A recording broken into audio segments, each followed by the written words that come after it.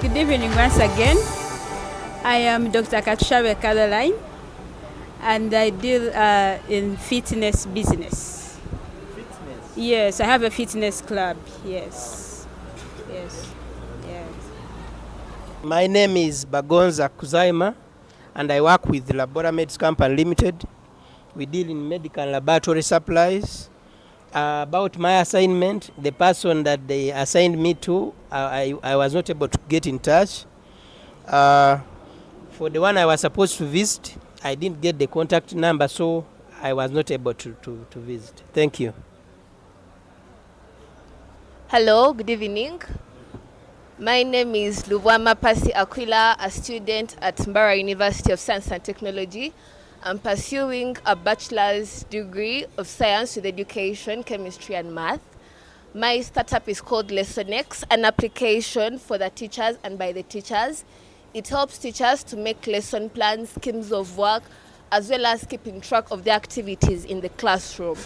My main reason for being here today, I would love to listen from an educator and maybe get to learn something, as I'm also an educator in training. Thank you.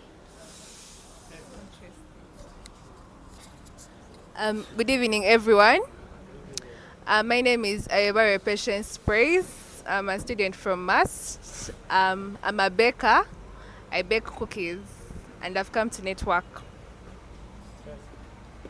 First time? Yeah, it's my first time. Thank you, everyone. My name is Fiona Nwahwela. I work with Mass Policy and Economic Data Center. I don't have a business as per se, but I'm here to learn from you guys. I used to have a business before when I was a student, but when I left, because of work and all other responsibilities, I couldn't handle management well. So I'm here to learn from all of you and to listen to one of my mentors who is here, and I was invited by her. Thank you.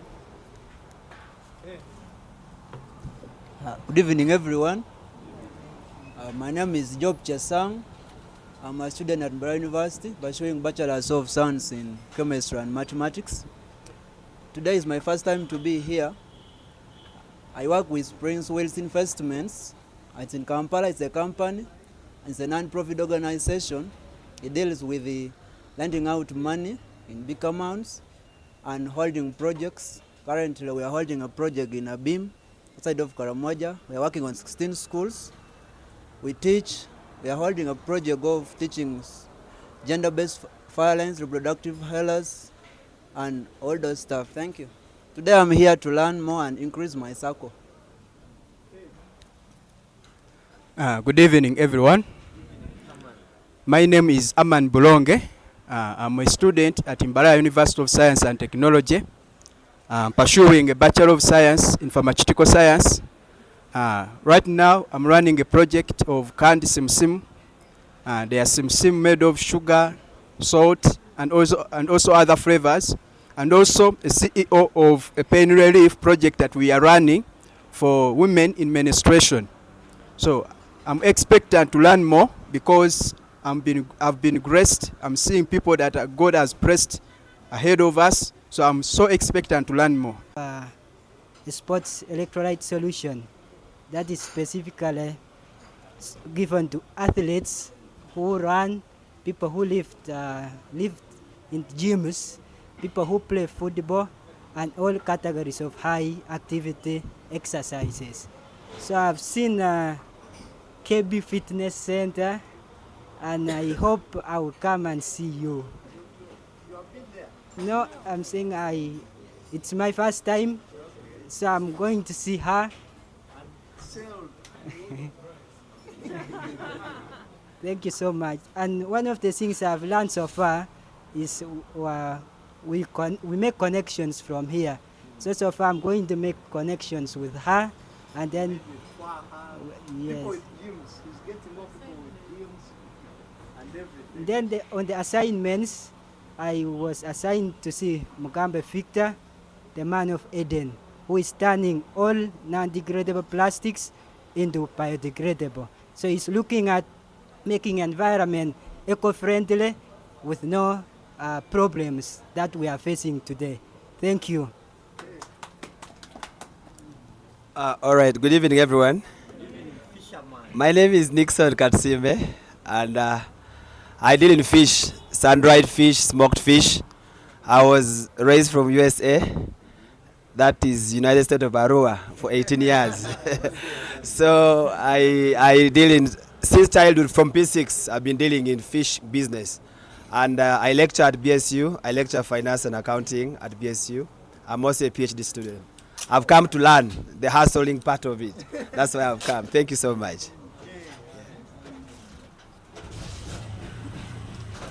Good evening, everyone.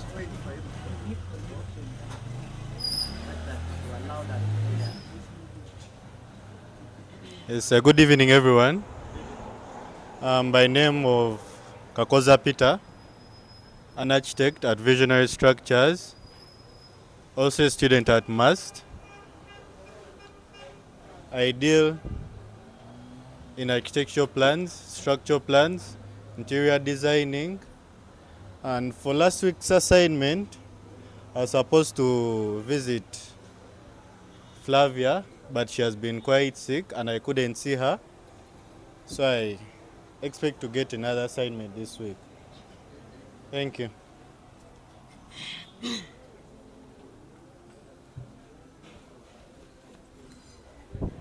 Good evening to us all. My name is Tiniva Ignatius. You can call me Feza.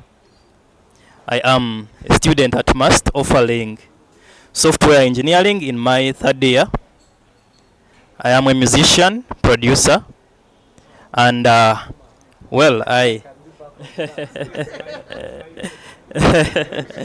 and I offer some services. I'll bypass some things here. Everyone can pick. Sorry for that. I offer these services, but you read through anyway.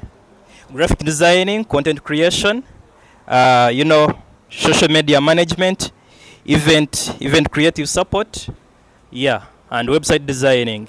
You will check through, and in any case, you can reach out to us, and we offer those services. Thank you so much.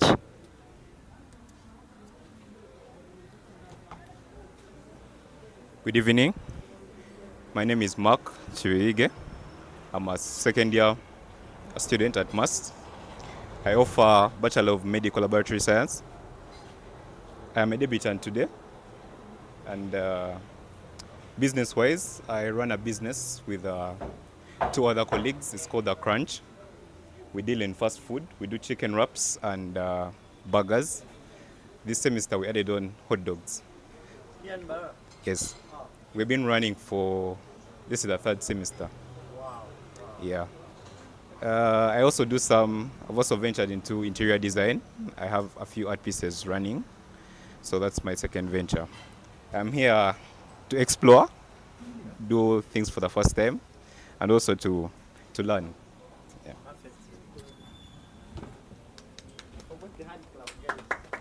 That's your confidence booster.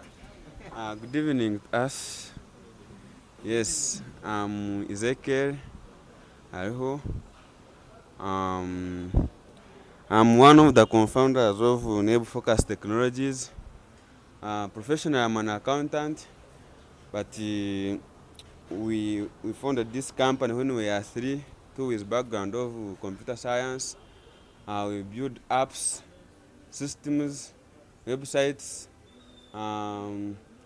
systems of all kinds, systems that can help you manage your business in all ways. A system that can help you to plan tax that you are supposed to pay in a certain period. Like if you consult us, we can help you to manage your business through using our apps and our systems that we are building. We have worked with very many companies, and they have entrusted us with websites. We are managing them, and we have built for them systems. I have used this chance to talk more about my business because I know this is my time. Yes, this is my airtime. So in case you are there, taxes are disturbing you, finances are disturbing you, how to manage. You want something that can help you track your incomes and expenses and how to make strategic plans. Yeah, the right guys. Thanks.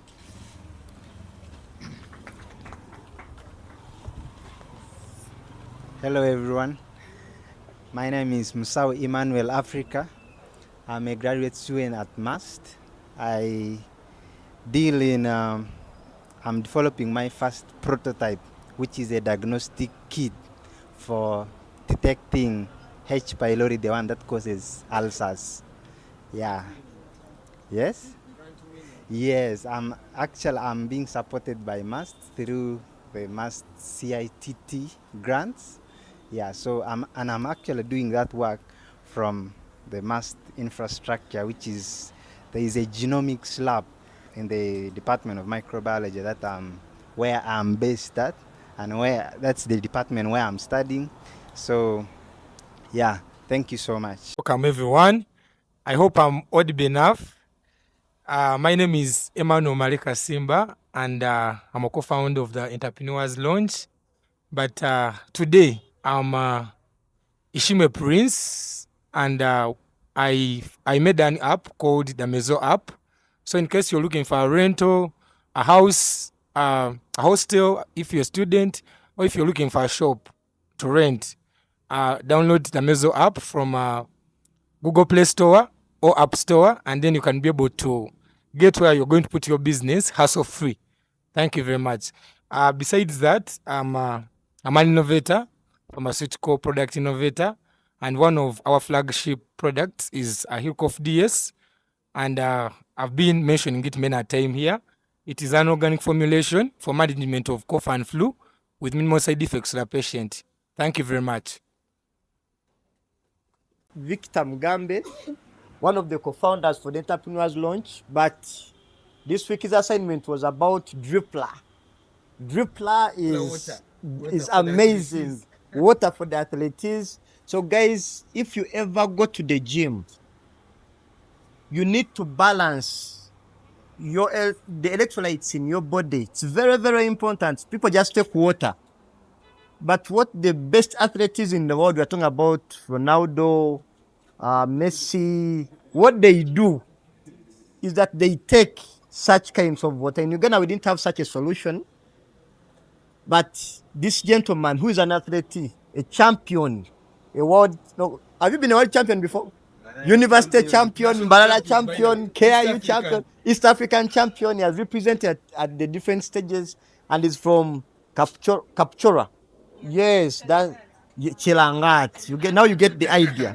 So he said, okay, the only thing which is missing in Uganda for us to become the best athletes is to get Dripper water. And it is there. 1,000 you can be able to get it. It's still in. Are you selling now already? Almost on the final stages, but you can take it still. Yeah, it was. Yeah, he won a serious grant from MAST, and that is the thing which is putting him forward. Okay, I think I'm done. Okay, now we can, I think, start to yet another edition of the Entrepreneurs Lodge, episode number 13. You guys, we have moved. A big hand club, 13th edition, and we have a serious person with us today. Like serious in every sense of the word you can say it. I remember yesterday but one, when I posted it on my status, the replies were just amazing. And then one which caught my attention was from Professor Joel Bazira. He reposted. The first time he has ever reposted anything from Entrepreneurs Launch. You guys know. Yeah, so he reshared. I was like, this is serious. I was like, she has very many stories. That's how you handle her, isn't it? Matters. So, I don't know where to start from. She's an inspiration to very many people. She's a mother, she's a counselor, she's an administrator, she's a hustler. I think that is where the most interest is coming from. And we would really love to listen from her. the only thing I'm going to ask her is, of course, the usual question is, what do you think about us, as you talk about more of yourself? But then the other thing is that life is hard. You see, you may think that that guy, Haman, just decided to start up another car business. Bro is trying to survive, isn't it? So life is hard. When they talk about side hustles, you are trying to survive. You know, people came to study, but then they say, okay, no, this is not enough. I want to go into this. And some of those side hustles become the main thing at the end of the day. I remember, you guys know Isco. Some of you know Isco. He's on the Drippler team, Dennis. He used to say medical lab, his course which was doing, is the side hustle. But he is selling sportswear. That is the main business. So I think that is very interesting. And listening from a person like our doctor here is just amazing, right? So let us give him, sorry, we shall cut out that. We are going to cut it out. I'm in charge of editing those things, so we shall cut it out. So let us give her ears. Let's listen. Let's prepare questions that are thought-provoking, that not only help you, but that's also another thing we have realized, Emma. People ask questions that help them alone, but remember the other people who may want to gain. So try to ask questions that bring out the best for everyone. And Doctor, we are so happy. First of all, thank you for accepting to come. Yeah, thank you for accepting to come here today. When I see someone who has very many books like this, I realize there's a lot of knowledge that is going to be shared. Thank you for coming. What do you see? And you can take it up from there. Okay, thank you so much, Eden. Good evening, ladies and gentlemen, or entrepreneurs. Yes. Since this is an entrepreneurs launch, I am glad to be here. And the question you have asked me is, what do I think of this gathering and you people? As you were introducing yourselves, I said this is quite an interesting lot of young people. And the first thing that came to me is that many of you are, or all of you, are innovators. Yeah. Because each of you is having something. And so I was saying, okay, these are innovators. Are they also entrepreneurs? And I wish the conversation would go on to hear how you have innovated and then had that entrepreneurial aspect to sell your innovation. Because entrepreneurs sell. So I am really glad, because where we are going in Uganda now, innovation, innovation, innovation. And so I highly honor you and I highly respect you. And I've taken down some people that I will contact after. I had interior designers, I had gift events, I had apps, water. We've been looking for that water.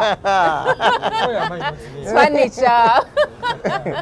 So, and many more. And then there's that avocado, whatever. I want a smooth skin. So, yeah, Emily has a customer already. And then the teacher who is making an app for teachers, I mean. She's just wonderful. Amazing, amazing, yes, yeah. So. Okay, so like I said, life is hard. Life is hard. For me, that's the point I'm starting, and I'm being real. Life is, it's not my mentality that life is hard, but I see people suffering. And for a person like you, when did you start thinking about the fact that you need to move away from just being in a government job or being in any kind of job, and then say, okay, I need to try out this? What was that starting point? And from there, how have you been able to go on through life? I think it would be interesting to learn how you have traversed life for all these years. And even before that, someone out there would be wondering, who is Dr. Martha? Yes, definitely. Yeah, I thought you all know. There. Yeah. The people watching us, I mean, yeah. That's a good one. Yeah. Martha Kyoshaba Twinamasiko, Awoli is my name. So you know where I come from, the oil land, both the oil land and this side mixed. Yes. And yes. And I have been in the university space for 26 years now. Hey. This is my 26th year. Working, yes, can you imagine? Some people are not born. Not born yet. Working with young people, working with students, doing records of students. I have done this for a long time. I am very interested in, one of my passions is reading. That's why there are books around me. Whenever I walk, there's a book with me. So I love to read. I love to write. I am a writer, I'm an author. I have written a book. So the question he asked me before the introduction, I've written a book which also somehow pivoted me into what we are going to talk about, hustling. I am married and I am a mother, I'm an aunt. I am also a grandmother. Hey. Oh yes, and I'm a mentor to many. Okay. So I am also a Christian, I'm a believer, and when she started praise the Lord, I was going to say, yeah, hallelujah. Then I remembered, okay. That's what they need for us here. It was It's not new. yes, yes. But I also love these kinds of conversations. I really do love such conversations. So when Malek told me about it, I was like, you know what? I have to come and engage with you people. Thank you so much. So you asked a long question that will probably take us into a deeper conversation. That's what we are interested in. Yes. But just repeat the question so that I can... Okay, so at what point in your journey did you understand that I have to try out some other things? And when you started, how was the journey been? Okay. Yes. Thank you very much, Eden. So my journey dates back to when I was a child. Growing up with a mother who, we never used to call it hustling at that time. It was really normal for parents at that time to do something. So my mother was a nurse, but there wasn't a lot from nursing, and we were many children. I grew up in a family of many. We were 6. And so one of the ways that my parents had to make ends meet was for my mother to start a shop. I grew up in Kamocha. You know Kamocha? Those of you who know Noop. Yeah, I know. So, and this is in the early 80s. Not many had shops, but my mother started a shop. So I would sell in her shop. And I learned the skill of selling.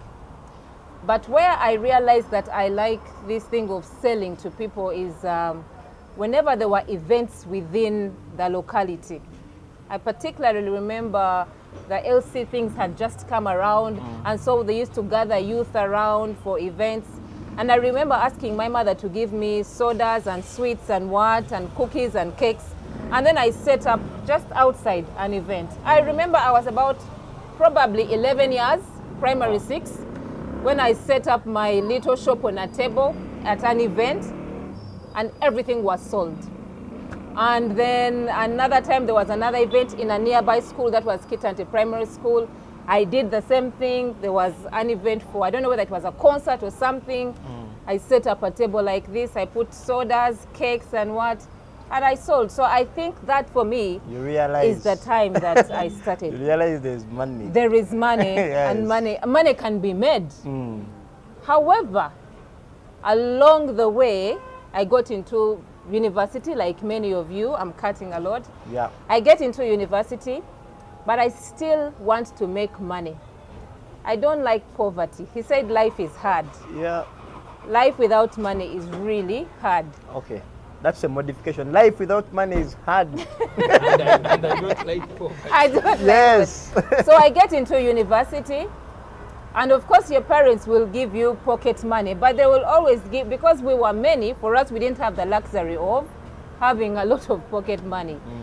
I think I was just even taken to university and no pocket money. I don't remember. This is back in 97, 98, 99.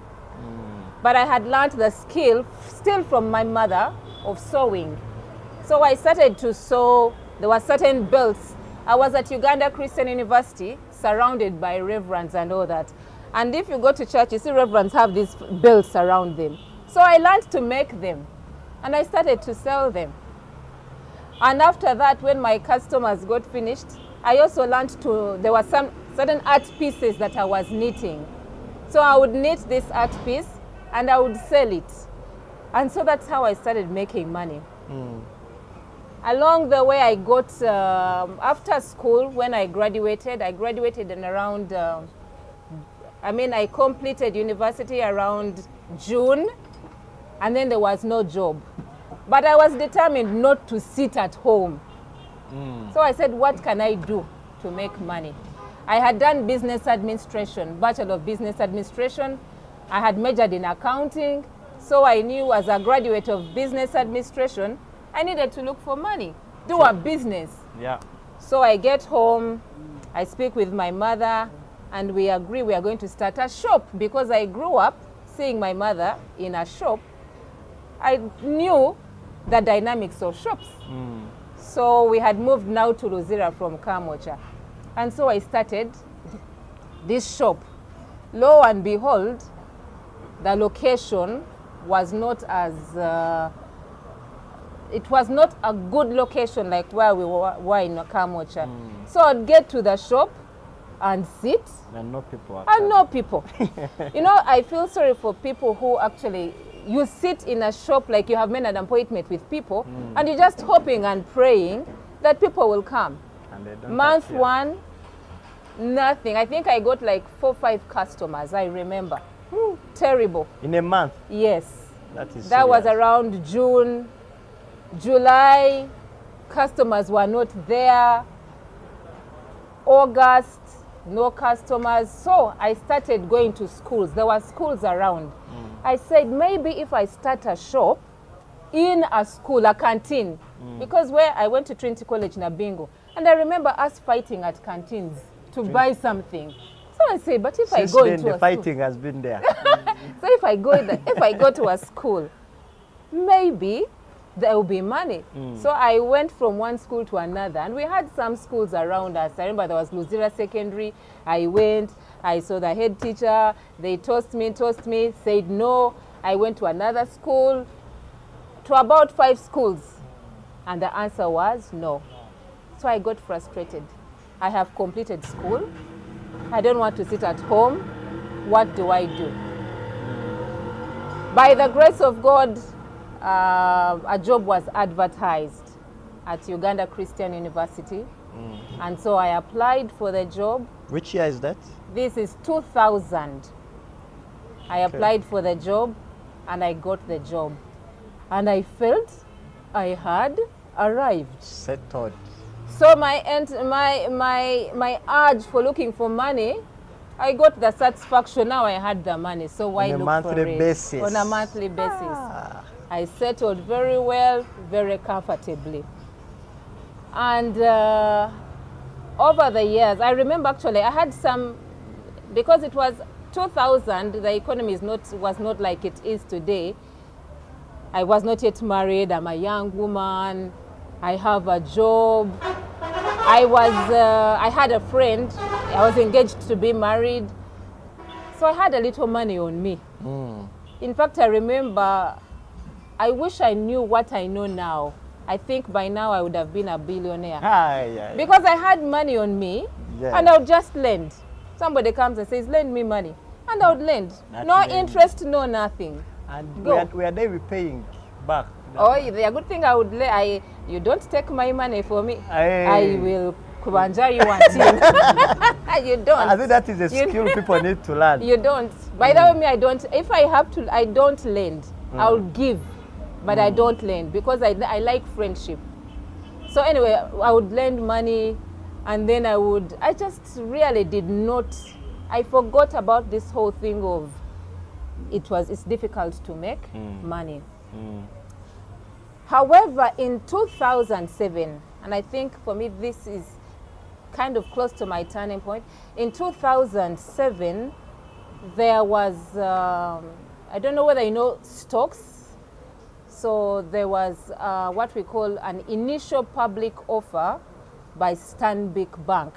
This is where an organization or a company lists on the stock exchange. I had done business, but you know how sometimes we do theory and we leave it. So I didn't really take interest. But my brother said, by the way, this is a new thing and there is money here. It was new then. It was new then. We hadn't really heard about initial public offers when a company lists and then asks you to buy shares. And then he said, buy shares. And I'm like, okay, shares, not bonds. And I'll get to that, yes. And I'm like, You didn't do business, you don't understand. But I will explain that because at the end of the day, that is one of the things, that's one of the gospels that I want to preach as we... The bonds. Yes, the financial markets. Because I'm going to tell you where I have hustled and where I have failed and where I have found a breakthrough.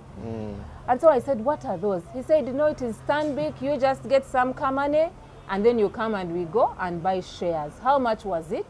It was 70 shillings. Okay. To buy shares. That is like how much currently? 2000, that's 2000, this is 2007.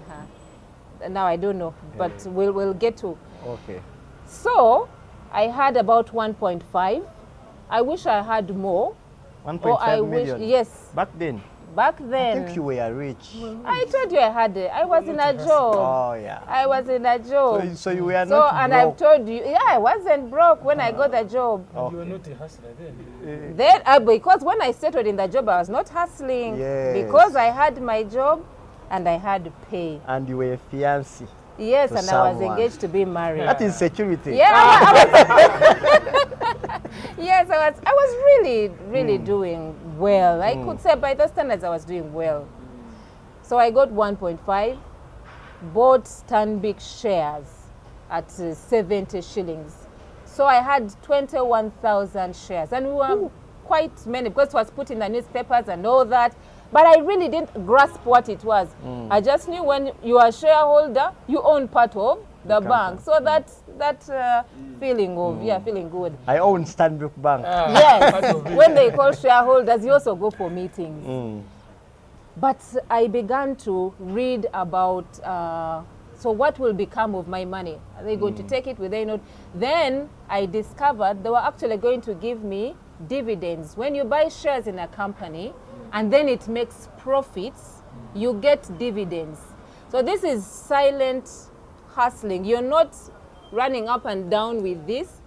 You have your work somewhere and you put your money somewhere to work for you.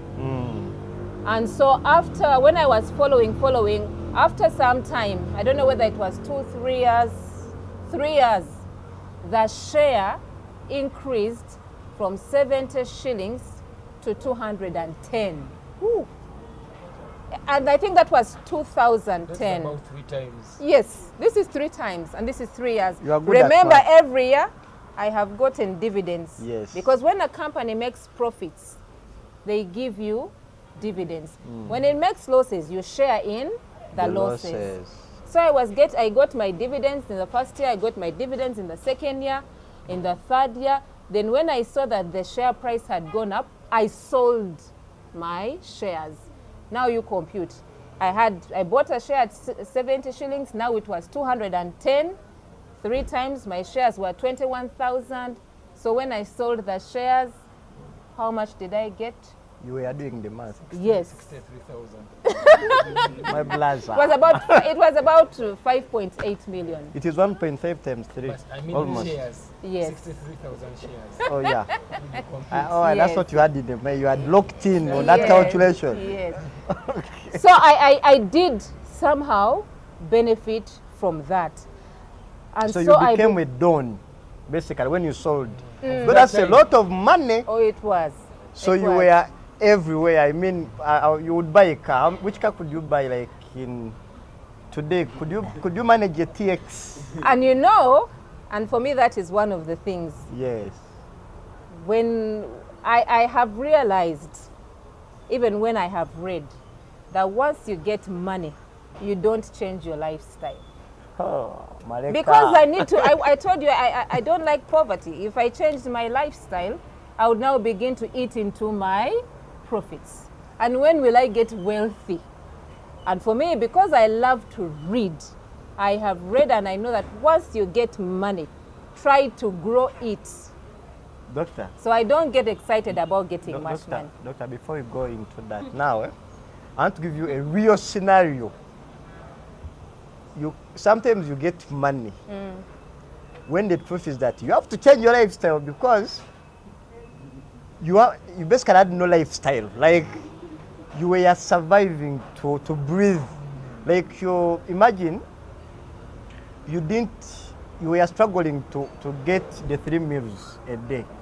So if I get money, I would want to get the 3 meals. You get? I was putting on things I was wearing were really not okay. You would love to. Okay. Let me put it this way. There's a possibility that there are very many people I know. Okay, let me talk about myself because you guys. Living from hand to mouth. Yeah. So when I was a student, and because of my own decisions, I used to suffer a lot. There are things which are basic needs, okay, and you do not have them, okay. So I remember those days you could eat commando. Hassan was my good, actually up to now is my good guy. Like once in a while, like after 2 months I can go there. But back then, almost every day, no, not almost, every day, it was a must that I had to go and get something to eat because I knew when you eat around 11 a.m., you have catered for breakfast, and then you have lunch, and then if you are lucky, you can get something to eat. You can just buy a Rolex at 9 a.m., 9 p.m., and then you sleep. The day is done. When I got my first million, I remember, I think some of my guys remember, I had to, not to prove a point, but I had to change life. You get my point? I had to change things I'm eating. I remember I went to... Is that the time you got a knife when? No, that's another story. No, that's another story. So I went to, how do you call that place? Rolex booth. But you can see the mentality is still the same, chapat. But I had to upgrade from Hassan to Rolex booth. You get the point? But at least, I mean, and then that's the time when I had a certain lady in the Rebi corner, Kafunda, give me some good food now of let's say 4,000 per lunch. You eat lunch of 4,000, and actually, life you start looking a bit better. I started thinking better. You get the point? Like when lifestyle changes. So I was on that point when you say that you do not change lifestyle. That is okay if you had a lifestyle. But if you had no lifestyle, like I remember Emma was also not doing well. You get? I never wanted to bring that, but when you need to get to a certain level, and then it's okay. Now, for example, currently, even if I get 100 million now, I may not change my lifestyle. Because you have gotten to a certain, the threshold. Yes. Say that again, the what? That is it. Okay. So that's what I wanted to bring in, like, how do you now connect that? I understand you. The principle is correct to a certain, I think that is the problem which is confusing most of us. Like, you are at a certain level and then you have to reach somewhere, and then from there you can now see now this is the starting point. For me, I think as long as it is within your means, and you don't have to borrow, you don't have to strain, because you can imagine, if I got, I've gotten the money from the shares, and then I begin to spend it. No, because for me, my goal has always been, I want to get to a level where I am wealthy. And I know that I can't get wealthy by spending and spending. So, but that is me. I do not encourage others. Me, I am able to live within the means. We should, you know, we should live within the means. And probably you can also define for us what wealth is, because like you have said, some people when they get some little money, now like what you got, right? So I can say she's wealthy. But at that moment, you knew you were not yet wealthy. So how do you define that? You know, well, wealth is not having money in the bank. Wealth is having, you do have property. Let me give an example from my own thinking. If, for example, I lost a job, I am a registrar, and so the government pays me. But if I lost the job, would I survive for 3 years with my same lifestyle, without begging people? Health is catered for, meals are catered for, my children I have all that I need. Would I? 3 years, 4, 5 years. They say 6 months, but within 6 months you're hustling to get another job. But if there was not that income that I've been used to for me who has been working, if it stopped tomorrow, would I still be the same? I think it's clear. Now, and for me, I see somebody is recently, when Trump decided to cut money, you know, many of our colleagues who were in USAID, who were getting a lot of money, suddenly stopped. Now, it would be good to check the lifestyles of some of these people. Those who were wise and have saved and built money along the way are able to continue with their lifestyle and cater for it.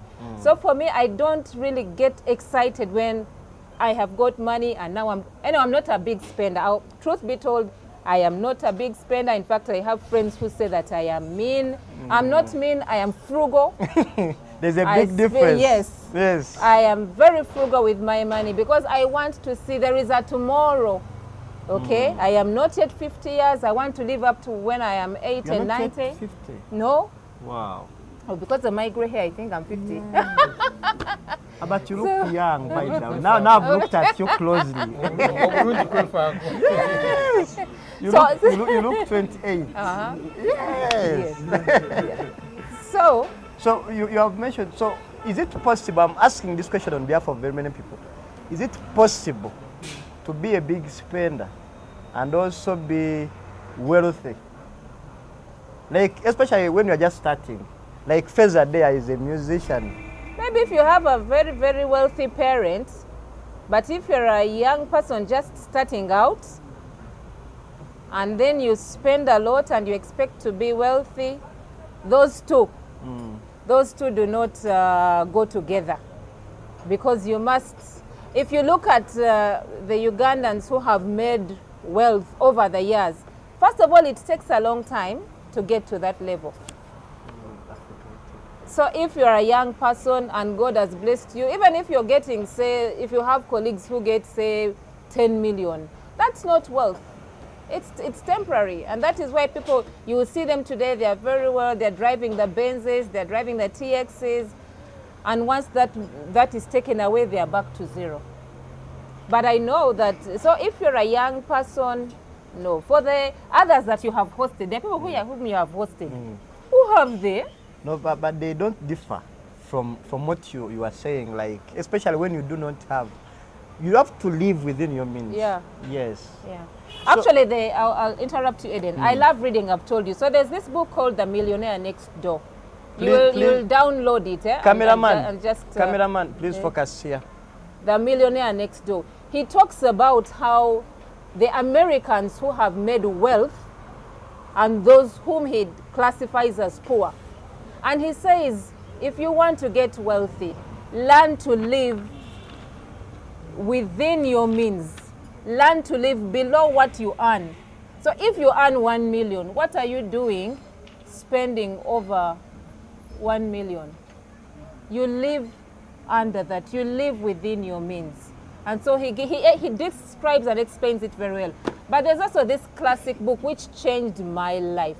I read it. The Richest Man in... I told you I want to be with you. So I read this book. The Richest Man in Babylon. He talks about how you can save, invest, and when your money grows, you don't eat it, but you reinvest it. And when even that car interest grows, you reinvest it. So you keep reinvesting over 5 times. until you get to a level where your money is making money. So I don't, that's why I told you. So once you get your first 1 million, that is a seed that you have to plant. I'm worried. I'm worried. And that's why they call you, that's why you're hustlers. That's why they say we're hustlers. Because we don't plan things and we just hustle. You know, it's very hard these days. But this is a very important fact. When you listen to people talk, these ones, they can tell you, a person earns 700,000, but they sleep in a house of 500,000, and then they have to eat, they have children they are taking school, and you wonder, how do they manage? They call themselves, they call themselves like they are so either brilliant, they are serious hustlers, because, you know, I earn 700,000, but the things I'm spending on, like, you know, so I'm having issues really, because right now my brain is getting rewired by what you are saying, that I have to spend less than what I get. So still going where we are still going with your talk. I know I interrupted you, but I had to, because I wanted to bring these guys to reality. Now, in the process of getting wealthy, how do these side hustles come into place? And then how does it connect to your journey? Okay. So let me continue my journey from where I ended. Continue your journey. So I got my money and saved it. The 5 point. The 5 point. So I kept leaving it in the bank. Now, in 2009, I skipped this part. In 2009, my comfortable life got a bit of a twist. I was happily married to an engineer. I have my children. Engineers, you. Yeah. I had my children, and then my husband had gone off to work, and then he calls me on a Sunday. It was actually 8th March. Calls me on a Sunday morning. I'm coming back. We are going to church. I am a Christian and I'm a believer. And he did not reach home. Oh. You know our roads, you know how we drive, you know the accidents, and that was the end. So I realized that, hey, life can actually come from being very good to what's next. So I realized now my husband, my breadwinner, was not there anymore. I was a single parent now. I had children. I had an unfinished house. So what was I supposed to do? So one of the coping mechanisms, and I've still told you, I don't like being poor.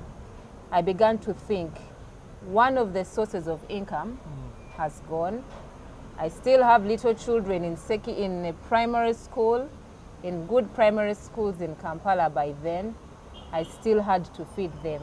So I had to think quickly. I now have to start my entrepreneurial issue of making money. So I ventured into, I still had my job. So I ventured into other ways of getting more income. So I remember at work, and I want you to listen to this so you don't fall into the same pitfall. We had a friend who started a business, Forex trading. I haven't heard any of you guys talking about Forex trading. He was an MBA student. He had been in India. He was now working with us as an administrator. So he was doing Forex trading and he was making a lot of money. Now that I was a single parent, I also wanted to double the income that I was getting. My colleagues around me said, Martha, let's join this. Just get some $2,500 and then we put in this month's business, Forex trading, and then we shall be earning $500. Now remember, That's after when? every month, yes. Is that guy still there? I'm going to tell you that story. Okay. At first I refused because I did not want to take risks. Because my life was so guarded now, I did not want to take any risks. But my friends around me continued putting money there and getting money. And they would bring for me the pay slips. They show, but no, we have got the money. I waited for about 8 months. They were getting money. So I said, you know what? Let me look for my money, change into dollars, and put into this. But something told me this is too good to be true. Yeah. This is not regulated by the government. Yes. But my friends are getting money, and then respected people were also getting money. I got $2,500. This is 2010 again. This is 2010. Because I lost my husband in 2009. Even now, that money is a lot of money. So I put this money in because I expected this is going to be now another good side hustle. So the first month I got $500. I was very happy. I'd put 2,500. The next month I got another $500. My 1,000 is back. Yes.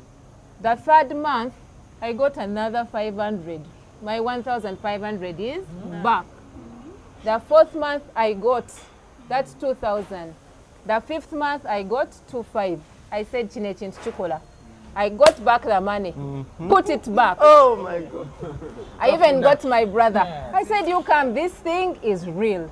My brother also got his 2,500 and he put in. For him, when he got back his 2,500, he said, I have got mine. Now for me, I kept adding. I told you I keep reinvesting money. I kept adding until it became $10,000. We became so many. The man even hosted us in Serena. We were over 50,000 people, by the way. Hey. He hosted us in Serena, colleagues, friends. The thing just died a natural death. And our money, he disappeared. Why? He changed his lifestyle.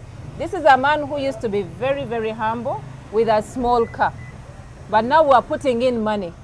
So he got, it's not a TX, but it is, anyway, it was a huge car. V8. It wasn't even a V8. Bigger than V8? It was bigger than V8. But he had the money. Benconi.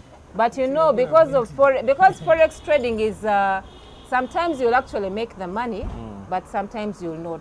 So I think he got to a point where I get you, you put in money, then the other one comes in, then I pay him yours. It became like a pyramid scheme. Ponzi scheme. Yes. And so I lost my money like that. And I lost 10,000 US dollars. Hey. By that time, it was equivalent to, how much was a dollar? Because when I counted, it was about, was it like 28? I think the dollar was 2,800, the shilling to a dollar. And the money went like that. But I learned my lesson because I knew something that is not regulated by the government, something that is too good to be true, will only go up to a certain time. But we were so many in that thing. We were many, I've told you, we were over 10,000 people in that thing. So that is one of the side hustles for me that didn't work. And yet I really thought. Side hustle number one that didn't work, guys. Forex trading. But yes, it didn't work for me. For her. I know it's like an attack to, we had a Forex trader here. I think she's known. No, even her. Yeah. She's one there. Feza is in Forex trading. Christine is a Forex trader, but Forex trading is not bad until it turns into a yeah. I think for us it grew so much because we were so excited. Because at first he was doing it, but then he changed his lifestyle, and then he got a second wife. You know, young people. So I think he started eating the money. So that side hustle for me did not work. So I decided to get into another side hustle. This one was farming. Because I knew, okay, there's some money in farming. Let me try. Because for me, I did not want to rely only on a salary. And first of all, by that time I was working in a private university. It's not like a public where the other side, they can wake up and chase you. Yeah. So I decided to go into farming. I had my Which year is that? This is 2012. Okay. I had I got a piece of land from my father. So that one I did not buy it. I had a piece of land from my father. And so I decided, let me use this piece of land to grow okra. By that time, New Vision was teaching people about You know, harvest, is it harvest money? Yes, harvest but they money. were teaching people how to farm. Yes. Oh, yes, I remember that time. It was a real campaign and it was so good. I actually went for training at UMA. We would go, they would train you, value-added agriculture. Whatever you do, make sure you add value. And at that time, there was this craze of paper. You know that red paper that was being exported? Yeah. But me, I did not go into that one. I went into okra, growing okra. So I went and even studied how to grow okra. I bought a kilo of okra because they told us with a kilo of okra, it can grow very well on 1 acre. So I cleared my land properly. I went, got my okra. I even got a consultant because me, I don't like doing things badly. I got a consultant. We went to the farm. We planted the okra. Friends, the okra grew properly. By the way, we have very good soils in Uganda. That is true. My okra grew very well. But now I'm still working. I'm in a private organization, so I only come on Saturday. But this okra, when you're to harvest it, you're supposed to harvest every other day. You harvest on Monday, you harvest on Wednesday, you harvest on Friday. Because you're supposed to harvest something like this. Once it grows too long, it becomes hardy, and so it cannot be exported. Because I wanted to export my okra, and so I had to make sure that my workers harvest it very early and at a certain tenderness. So, and when you harvest it, you sort it properly, then they would take it to the exporters. In Kampala, there are lots of exporters. And indeed, the exporters were there. But now, because I was in office from Monday to Friday, I would only go on Saturday. So they are the ones who would tell me that now we have got this and sold this. On Saturday, I would carry my little girls, drive to Natete, early in the morning, we harvest okra, then we go looking for market. Now, by the time we were being taught, a kilo of okra, and we'd get a lot of kilos, a kilo of okra was 2,500. So in my first harvest, I actually sold okra at 2.5, and I think I had got a sack. They were probably like 50 kilos. But the next time I went there, I would ask my worker for money, and would say, Katibatu Sasude, what? So stories started. Yes. So when the time I decided to go there and harvest myself, I remember I had a small car, it was a Caterios. So we harvested my okra. We started like at around 7. By 11 we are done. We packed the Caterios, off to the exporters. Went to the exporters, they looked at it, then the man said, but you are very expensive, I cannot give you 2,500, maybe I can give you 1,000. So I said, Neda, I've put a lot of money in this okra. I went to Nakasero market. At Nakasero market, the boys who were buying my okra, you know these guys who know Kampala. I've grown up in Kampala, but I don't know that Kampala of real hustling. Yes. So the guys looked at my okra, and then they said, Madam, tetugenda kuwa zine sente bitano from 2.5. And they said, and all of them can gang against you, all of them, because they know the market. And all of them knew, Madam wala ina okra, tewali amuwa more than 500. I had my worker here, I had another one there, I got stuck in the car. With agriculture, you must sell the thing there and then. Otherwise you throw. I just gave them the okra. At 500. And that's the time I said, I am done with agriculture. First of all, so that's for number 2, farming. That's what but then I also realized, because I was with a friend of mine, for her she did paper. And paper was selling like hot cake. But in the teaching, and we said, what they don't tell you in this teaching is the input, what you're going to put in. Because my friend realized there's no way she was going to grow paper without putting irrigation. When she went for irrigation, it cost her an arm and a leg. So already she made losses. So I realized I cannot do farming when I am in the office. Yes. Because also my workers were taking advantage of me. Then I also had an uncle there. And he also told me his lies. Because from okra, we said, okay, let us do nuts. So we planted groundnuts. I was there planting groundnuts. I harvested my groundnuts. I did not see the money. Is there a business in this sort that can actually go on without you being there physically? Oh, no, don't answer that. Okay. Let us Food go for thought. to side hustle number 3. Side hustle number 3. I'll tell you the ones which work. Yes, yes. But the ones which fail. So I buy a truck. So I have truck. this. Cyber truck. In a truck, Bro. a truck, it's guy. not a it's bigger than a forward. It's bigger than a forward. Tipper. This one which has like box body. Yeah, I know it. So I had my mechanic. I tell these men, young women, these men can take advantage of us when they see you have some little money. So I had my mechanic. He used to work on my car. So this man said, "Naye madam, omanyi kati muina kasente mwaba office tugule truck nze manyi where I can take you, and then I buy for you this box to take box body bulungi, we shall export." So I told the guy, how much is it? So we sat and counted.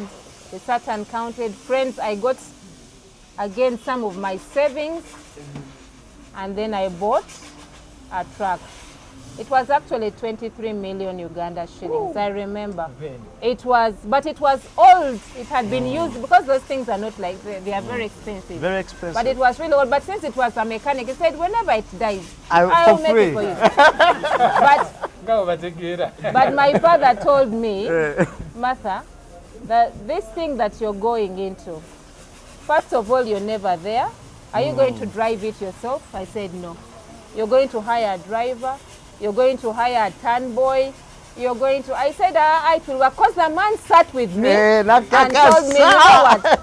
When we get this thing... yes. And I calculate all the time. So we calculated. He told me every week, you will be getting 500,000 when we load. Because we are going to go there at the market. We load matoke. And then we shall be bringing for you 500,000. So when my muzei told me, I said, no, there is money here. This money is going to come back. I computed how much was going to come back. I didn't even talk about the expenses of, repairing the car and all that.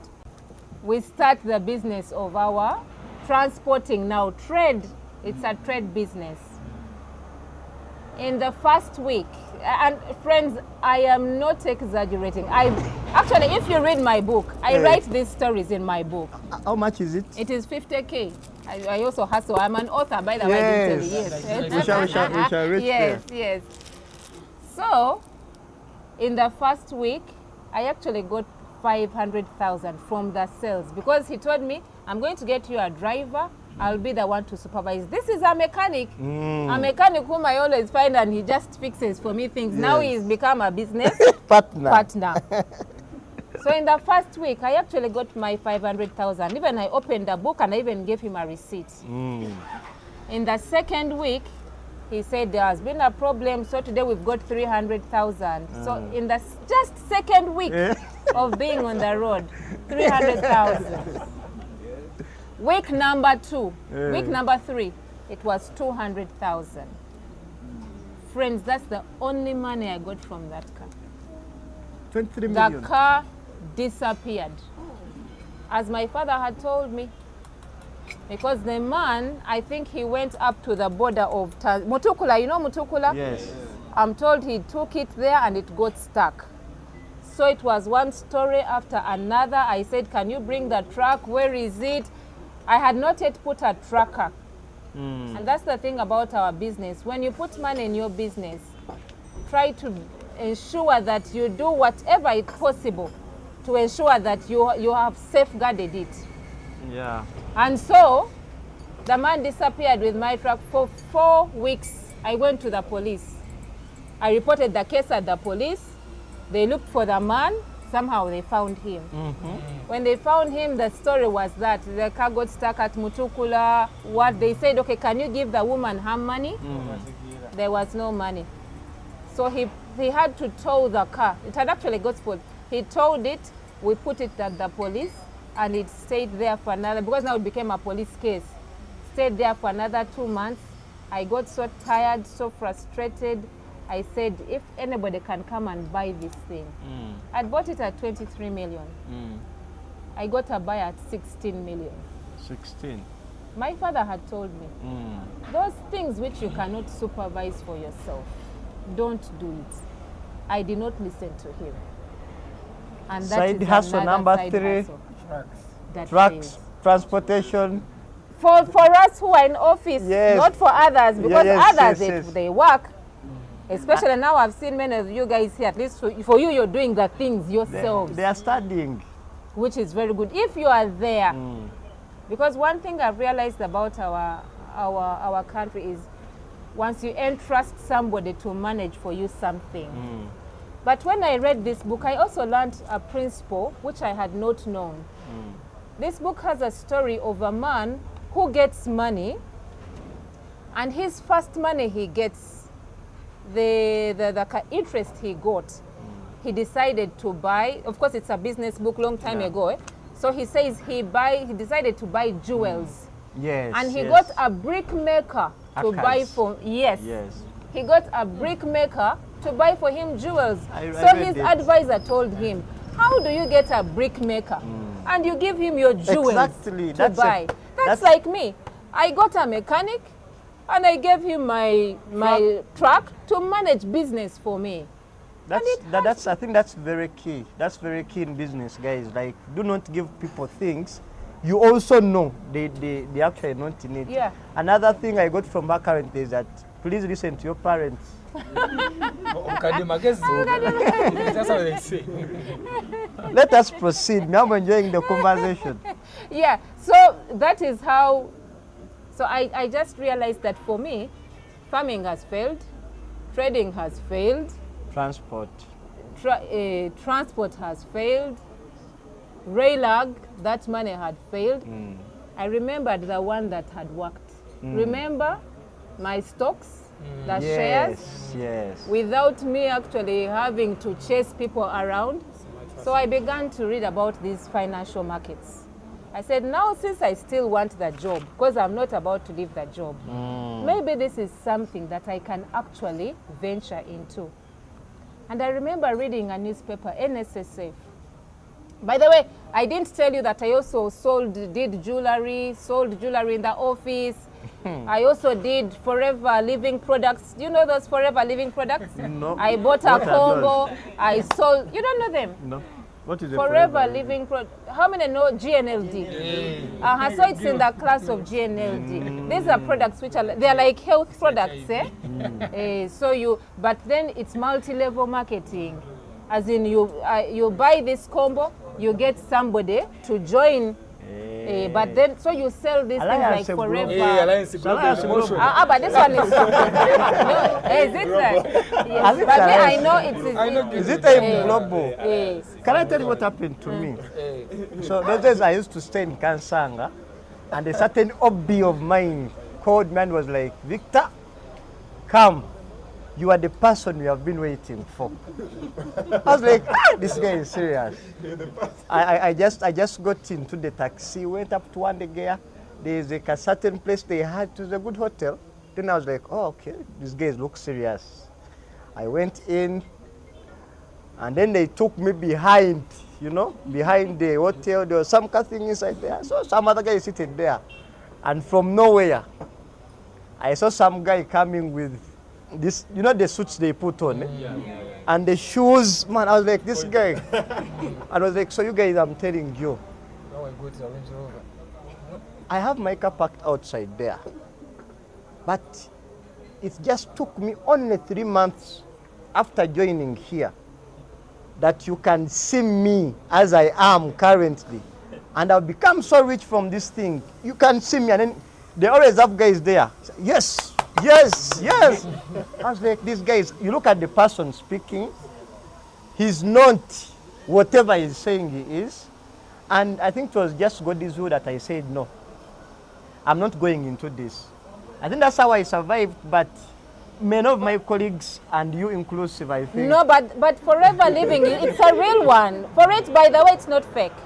It is real, aloe vera. Yes. You guys are pharmacists and all that. aloe vera actually does work, but because they have even in the pharmacy they are there. Toothpastes for aloe vera, lip balm for aloe vera, and then that green tea. No, they don't have green tea. They have lots of tabs, calcium, so they actually do work. But their concept is also multi-level marketing. So you get into that thing, Forever Living. It's like GNLD, even BF Suma. There are many, because I've done BF Suma and I have done Forever Living. So you get in, and then you get other people to get in. So they become like your underlines. Then they get others to get in. But you're using the products, you're also selling the products. It is the same thing. Like the people who are up are the ones who benefit more. Yes. It is the same thing with Alliance Global. The product is just another thing, but the main goal is feeding on your people. Multi-level, yeah. Because as you get, this person gets, so as you bring more people, once you bring another one, this one gets, this one gets, this one gets. So at the end of the day, it's the top bosses who keep. And even you get a percentage of a person. You keep getting a percentage. You're motivated to. So for me, it didn't work, but I have a workmate who actually made money from it. This girl kept on. She was just a very good marketer. She would sit with somebody and say, "You want to look beautiful. You want what?" She talks about aloe vera. You buy the aloe vera, you get into that. Up to now, she's doing it. Is it the same as Super Life? Life is Super Life. That's a new version. Life is Super. Oh. It is a new version of your own. Anyway. Okay, let's go back I also to, did that, but it also did not work. Wow. So the jewelry worked. I actually did it with my daughters. And I took them. I had a friend. She taught us how to make those nkwanzis. So just be in office, I tell my friends, you want earrings? Buy. So those ones actually work, but I did not really push them. The other thing that I did, let me see, forgotten what else I did. There's something else which I did that did not work. Anyway, I also did some bit of chicken with my father. I have a friend, people who do whatever with parents, and now because you become friends, how are you going to get profit? I mean, if the person... So, doctor, before you speak, first give the testimony on my behalf. You said you did chicken with Mosaic. First of all, for me, I don't eat chicken. So I was only sending money to my home to do for me. And the first time I bought 2,000 chicks to my mom. Of course, she knows that I'm talking about her. So I was only hearing news, chicken are dying. But when I went back, and that was in lockdown 1 and 2, I was in Barara. So I went back, these guys had started their own, I said. So I'm wondering, is it my dying? Or so really, I think we should dig deep about that. That one I don't even know where it ended, but I would just laugh because we started together. Because I also grew up on chicken. My mother also used to do chicken, so since the houses were at home, I told my mother said, let's use the houses. Let's buy the chicken. Me, I'm retired. I'll look after it. I don't even know how it stopped, but anyway, I don't remember. I don't remember ever getting anything from that.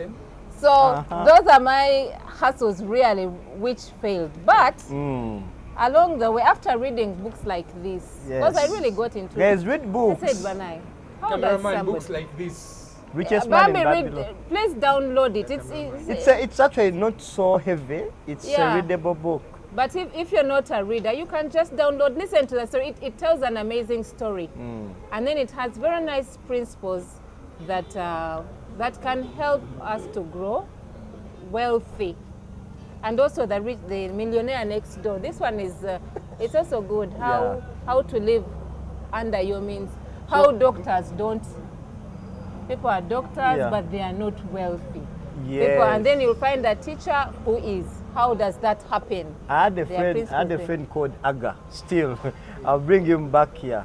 Aga Duncan. Yeah, Aga Duncan. So I remember he posted on Twitter himself. He had this book of Hamis Chugun, Reason and Reality. Oh yes, yes. It was like, Mr. Hamis, I've been reading this book for 2 years now, but nothing has changed in my life. I'm still as broke as I was. So after reading, what should people do? Because I think there's also another misconception. I read The Richest Man in Babylon even before I came to Mbarara. And you haven't changed. No, my mentality, I can see things, I can think big, I can. I will tell you. The money is. I will tell you. I will tell you where to make. I will tell you how to make use of it. Yes. Because for me, it has worked for me. This one has worked for me. But let me first tell you the final one, but I also must make a disclaimer. Yes. I think also the fact that I have had a job, it has cushioned me. From some forces. Yes. Sure. So maybe sometimes I give up quickly because an entrepreneur is supposed to be resilient. Yes. You keep on.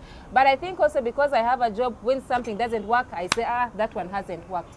Because the other one, which I went in 2017, actually I was here at MAST already. And this girl is the one who took me, may the Lord rest her soul in peace. She died 2 years ago. It's an insurance company. So she was telling me about life insurance. And I had known of the concept of life insurance, especially since I had had that issue of losing a spouse in an accident. So I bought quickly the idea of life insurance. Insure your life for the children. And so I joined this insurance company. There are many around, and they are real, and they are legit, and they are actually regulated by the IRA, Insurance Regulatory Authority. Yeah. So once you get into this insurance, you can tell other people about it. So you sell insurance. I even went and did a small certificate of 3 weeks. It's a 3-week certificate offered by Insurance Institute in Uganda, so that I can sell insurance. And it actually worked for me. I come and tell you about life insurance, and then once you join, I am paid a commission. So in the first 1 year, I got 10 people to join. And guys, I was actually earning commission, a very good commission. Those people earn commission as long as you can sell it. So I remember I earned about 900,000, 1.2. But for me, when people stopped getting, because you can convince so I convinced my inner circle. And once my inner circle got finished, then I stopped. But that is a very good hustle for you, like you're in university. Yes, yes. It is something that so I hustled when I was, even your AR, those who are still in master. That has been one of the hustling things that I've done. But the one that has worked for me. Yes, guys, listen, the one which has worked. Now we are there. It is financial markets. Financial. So now in this episode, where we are going currently, I understand there are very many people like Emma here who do not understand financial markets technology. So you go slowly, such that we understand. Yeah, Emma doesn't understand these things. So that he understands, and if he understands, then everyone will have understood. Yeah. So yeah. Like the terms. Yeah, like the terms. Me too, by the way. Yes. So financial markets this is something that each one of us can get into, as long as you have as low as 100,000 Uganda shillings. So I read about NSSF. One time NSSF had posted very good profits. And so the papers wrote about how does NSSF make use of our money so that it keeps, paying out, giving us money and all that. And then they said they buy equities, and then government securities and real estate. Those three. That's what they wrote in the papers. So I began to read about these equities. And these again are the stocks that I was telling you, remember? The shares, where you go and buy a share in a company. Yes. And you are taking us through. Because I have a full-time, very busy job, I decided I have hustled a lot, running up and down. Things have not worked because of lack of supervision and some really bad decisions. And I've told you, I read about NSSF. They wrote about it in the papers. I think if you Google, you will. You can even Google and find out how does NSSF make money out of the savers' money. And so I began to realize that this financial markets thing is something that can somehow give safety for us who have very busy jobs, but also for young people who are starting out. In case you, and that's why I said, I wish I had learned this when I was starting out. That time when I had I did not have lots of responsibilities. So these are things like stocks or shares. And I've told you, I chanced to buy Stanbic shares. Along the way, I did not continue.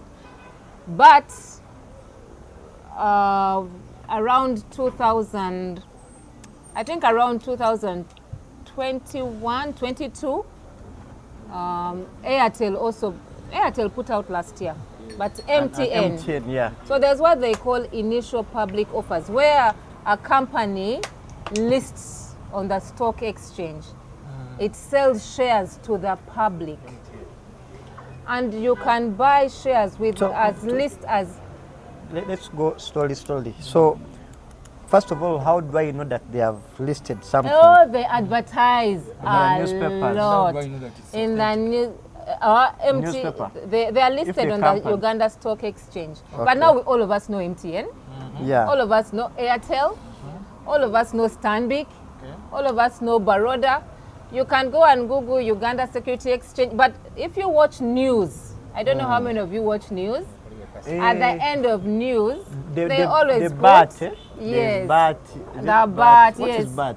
I always say it. British American Tobacco Uganda Limited. Okay. So they have companies that have listed. Now those things are it's one passive way of making your money, because once you buy, and the best is initial public offers. I'll give you a live example. MTN, when it listed, it sold its share at, I think it was 100. You had to start with 100. 250? No, 100 or 200. 200, I think. I've forgotten what it was, but it's not if you Google, you can find out. Per share. Yes, per share. And I remember I also bought shares there, but for me, with shares, I've not been such a long-term investor. When I buy my shares, I keep checking. Has the price increased? Has the price increased? And normally, the price is low at the initial public offer. And then once they begin to sell, the price goes up.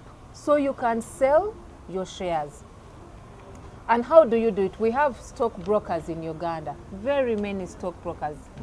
I use, for example, Crested. It's called Crested Stocks. There are many. You can just Google them and find, because that is how we buy shares. You go and open an account with a stockbroker, and it is very easy, people. Since many of you here are young people, it is very easy to do it. It is not any magic. And so you buy the shares, and then you also just keep checking. Has the share price gone up so that I can sell, or has it gone down so that I do not sell? But the other advantage is, whenever that company makes interest, whenever they make profits, sorry, not interest, whenever they make profit, they'll give you dividends. So you can buy these shares and leave them there for 10 years, 20 years. Whenever there is interest at the end of the year, they'll always give you your interest. So for me as a busy worker, I have found that is one of the ways in which I can make money without having to really hustle. I hustled enough. Of course, now I am I am not at the level of duka. Yeah. I cannot duka anymore. And so I've realized that this is something that has worked. Because I have bought shares in Airtel, but Airtel, its price dropped. So there I made losses. MTN, I made profit. I also bought in Baroda. You don't have to buy when it has listed, when it has just given an initial public offer. Anytime, even now, you can go and buy a Stanbic share. Stanbic makes a lot of profits. And I think now the share is at either 65. So you can just get as low as 100,000, put your money there, and then you go and buy, and you become a shareholder. Wow. So there are companies which have it. So that is one way. The other way... Still on that, before I go the second way, what about people who don't like the Ugandan things? Because I've seen some people as if they they buy stock of Nvidia, for example. Some buy for Apple, some buy for Microsoft. Yeah. Is it the same thing? And are you as safe still? I have done only, I am a very cautious investor. But as long as it is a company listed on the stocks, it is safe. But take down this name. There's a man called Kakande Alex. He talks a lot about these financial markets. On TikTok? On X? Yeah, he talks a lot about these financial markets. So that one is really vested into it. Alex. He can help you. The other way that I have known some of this information is NSSF holds literacy classes. So, and they are free. You can join webinars and get to know a lot more about their literacy classes. So that is one of the ways, buying stocks in companies, because there you will put your money there and it will work when the company has made profits. You will definitely get your profits. Whenever they have AGMs, they invite you. MTN would also invite me as a shareholder. Stanbic would invite me. Bank of Baroda would invite me. Even when you have little, because sometimes you can get as little as 500,000 and you buy.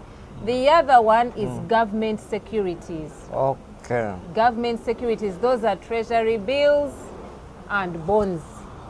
Still here you can buy for as low as 100,000.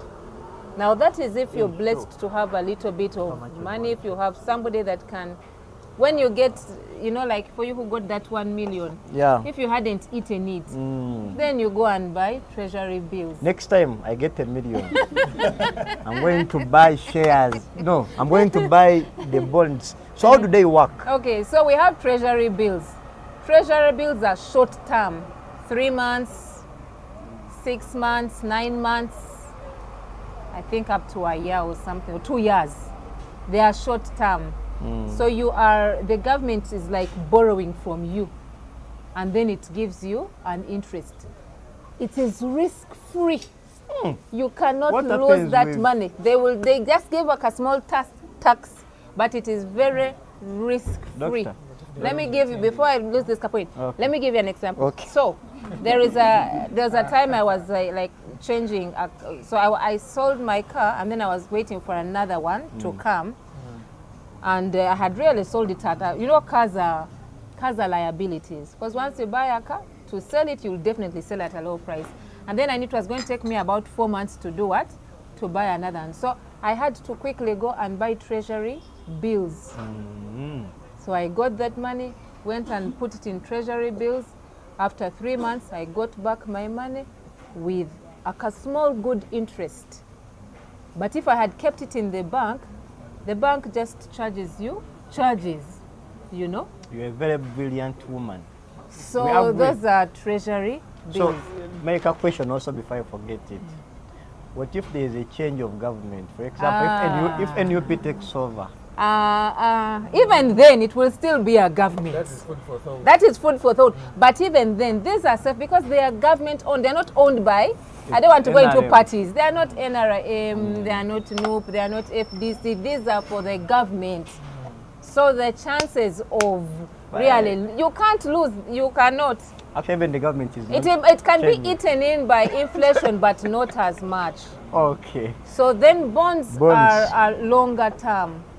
2 years, 5 years, 10 years, 15 years, 25 years. And they give you, so you will, once you get a newspaper, there is that part where you see Bank of Uganda, yes, when selling bonds and treasury bills. Still, as low as 100,000. You can give it a try if you get your car 100,000, and you go and buy and see. And with bonds, they will give you it's an interest every 6 months. So once you put in, let's say you've put in 1 million Uganda shillings, you've bought your bonds for 2 years. In those 2 years, you will get your interest, say, twice a year. So at whatever time you have put, every 6 months, you will get your interest, depending on the interest at which you the rate at which you bought it, you will get an interest twice, then again you get an interest. Then when your bond has matured, you bought for 2 years, you get back your 1 million. So you really don't lose. So that is one of the ways that for us who are in the corporate world and are very busy, that is one of the ways that you can get your money and put there. Actually, I really would like to everybody to know, if you have money in the bank that you're not going to use now, get it and put it there. Action point. Action point.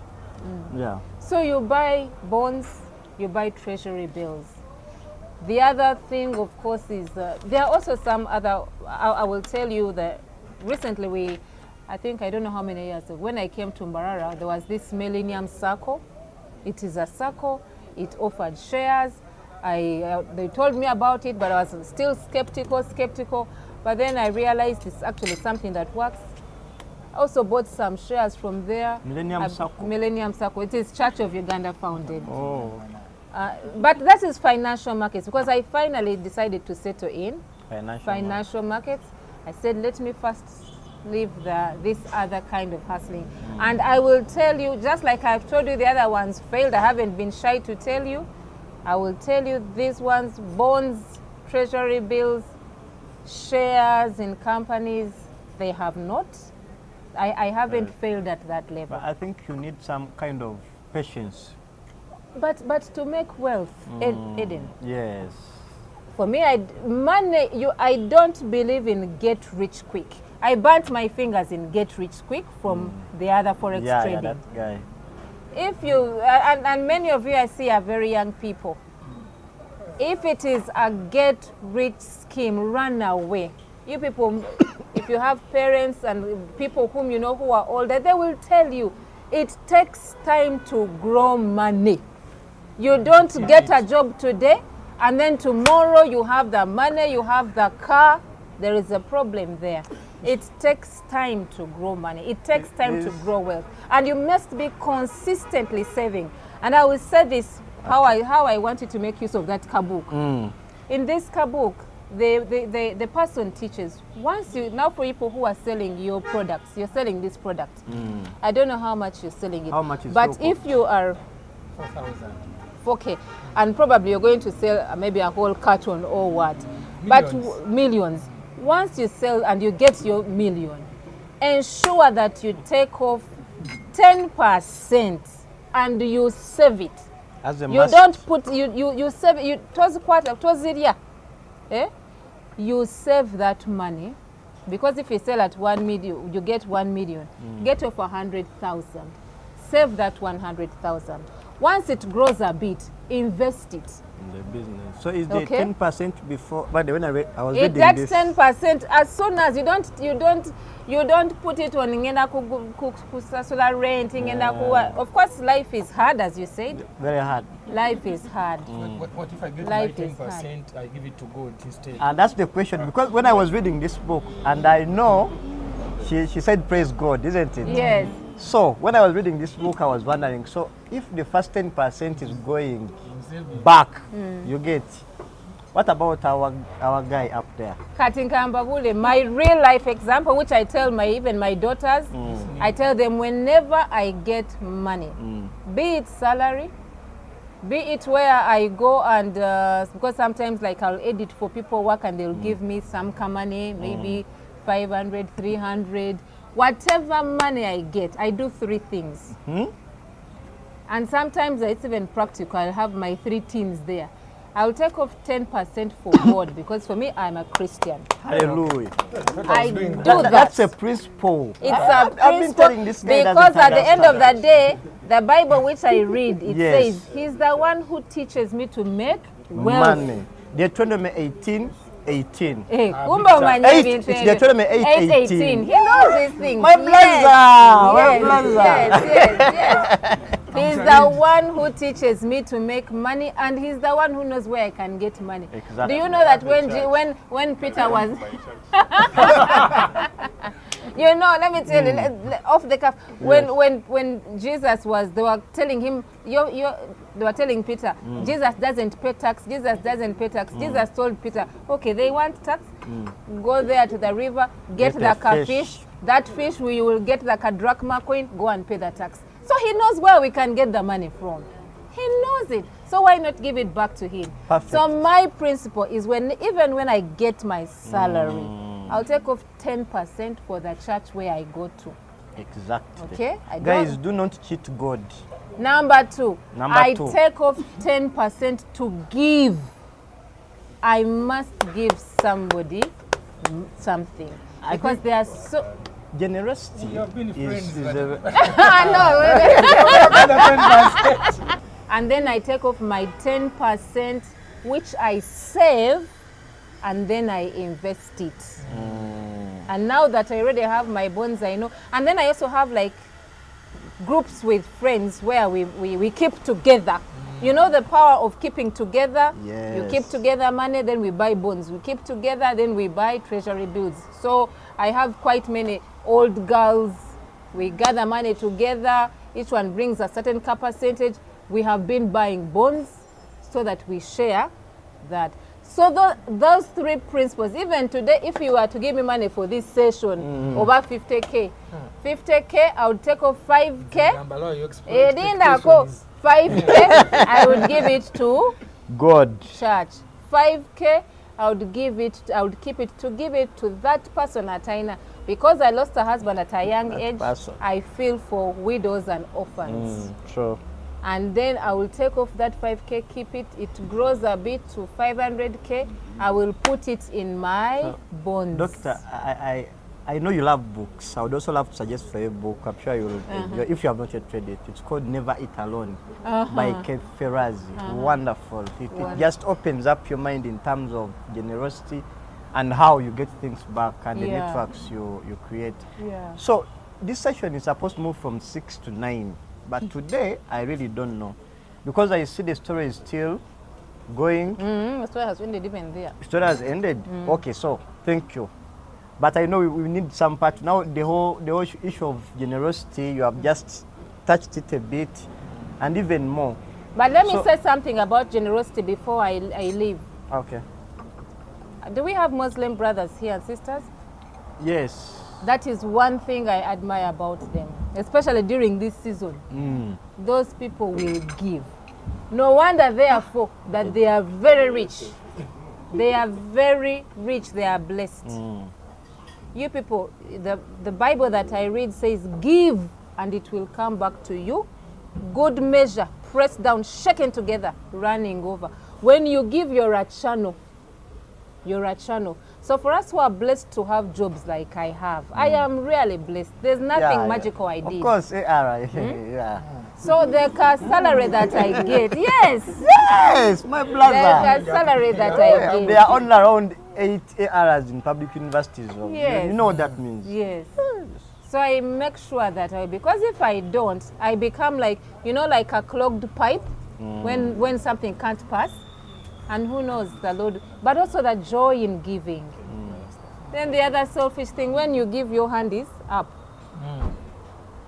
That's why the Americans give us.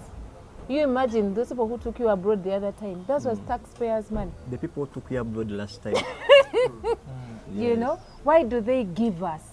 And then for us, we can't give. Thank you so much, Doctor. So we are going to do like this. How many people have questions? 1, 2, 3, 4, 5, 6. Hey. Please, I want those hands such that I know how we are going to do this. 1, 2, 3, 4, 5, 6, 7. Isn't it? And you know your numbers, right? So what you are going to do, you are going to have... Looks like the hands were many. Once again, just to be sure. Emily is number 1, number 2, number 3, number 4, number 5, number 6, number 7, number 8. Okay. You only use 30 seconds. Only use 30, these ones we'll talk after. You only use 30 seconds, okay?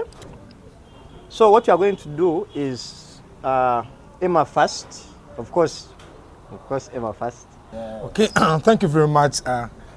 Once again, Dr. Martha Twinamasiko, talking to you is always a pleasure for me, and it never ends. Every time we talk, we cut it short. So you understand, most of us here are young innovators, And just like Victor said, we are more of like living from hand to mouth. So we may not have had the privilege you had. However, that's not guarantee of success. So, and I understand hard work pays, like they say, goes without saying.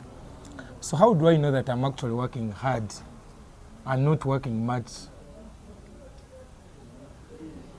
Your question is finished? Yes. Because in our phases, we normally take out of time and we do too much, but we don't see the results immediately. So how do I know that I'm not wasting time in my kind of hustle or venture? How do I know I'm actually working hard and not just much? I'm productive and not just busy. But of course, you know, you have to, you probably have a goal in mind when you start working. And so once you begin to say, maybe you had a goal of making heel cough, and probably you're going to sell, I don't know what, 10,000, 100,000, 1 million. So for me, I think you measure your success against what you set out to achieve. Okay. So if for example, you wanted to do a heel cough, okay, and then you work hard, you work so hard, you connect with so and so, connect with so and so, but the product of the heel cough doesn't come out, and yet you're all over the place, then I believe you would know I am not making headway. But for you who set out to make heel cough, and then you actually make the heel cough, that is one indicator, one success. Now the other success is, how do I sell the heel cough?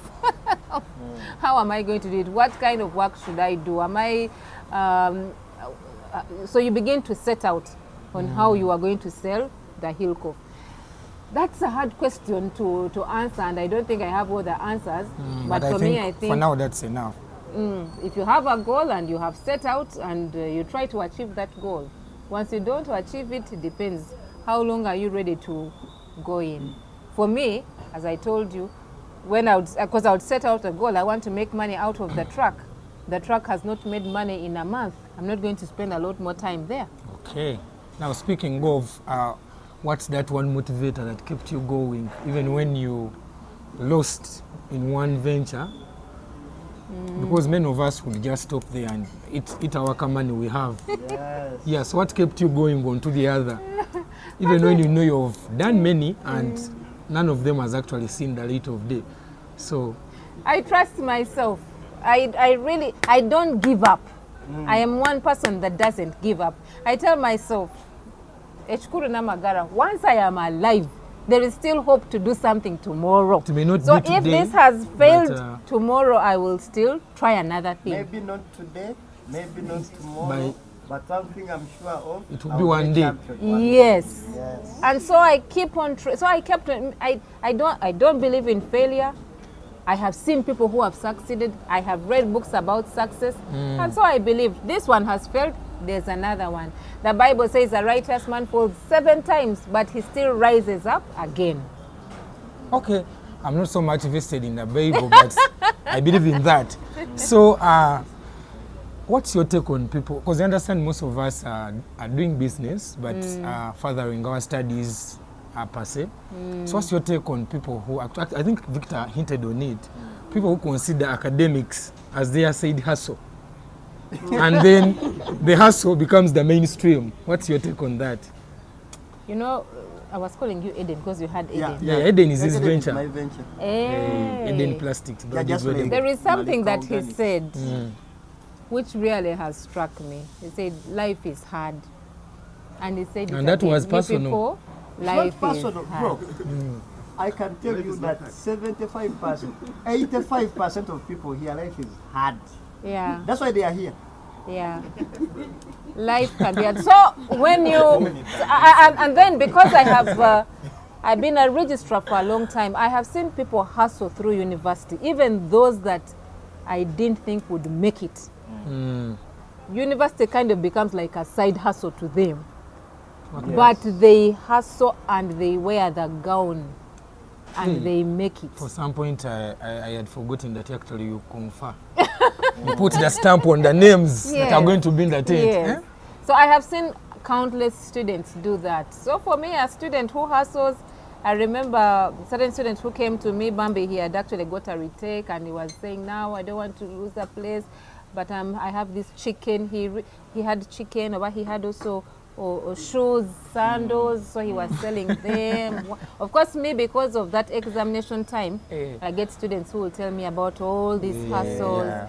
Students really hustle. And you listen, by the way. Sometimes. How do you know Victor? Anyway. No. So. My plaza. Yes. Yeah, so for me, I encourage it for a student to hustle. Please go ahead and hustle. Because, you know, even once you get into the real work environment, you will hustle because you will be in this job.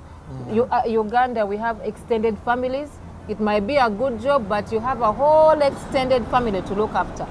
So you will have this job, you have the other job, you have the other job. People have 4 or 5 jobs. They are hustling. Okay, thank you very much. So I was listening in and you said that most of your success has been stemming from reading books, and I understand many of us don't have that good reading culture. Personally, I struggled.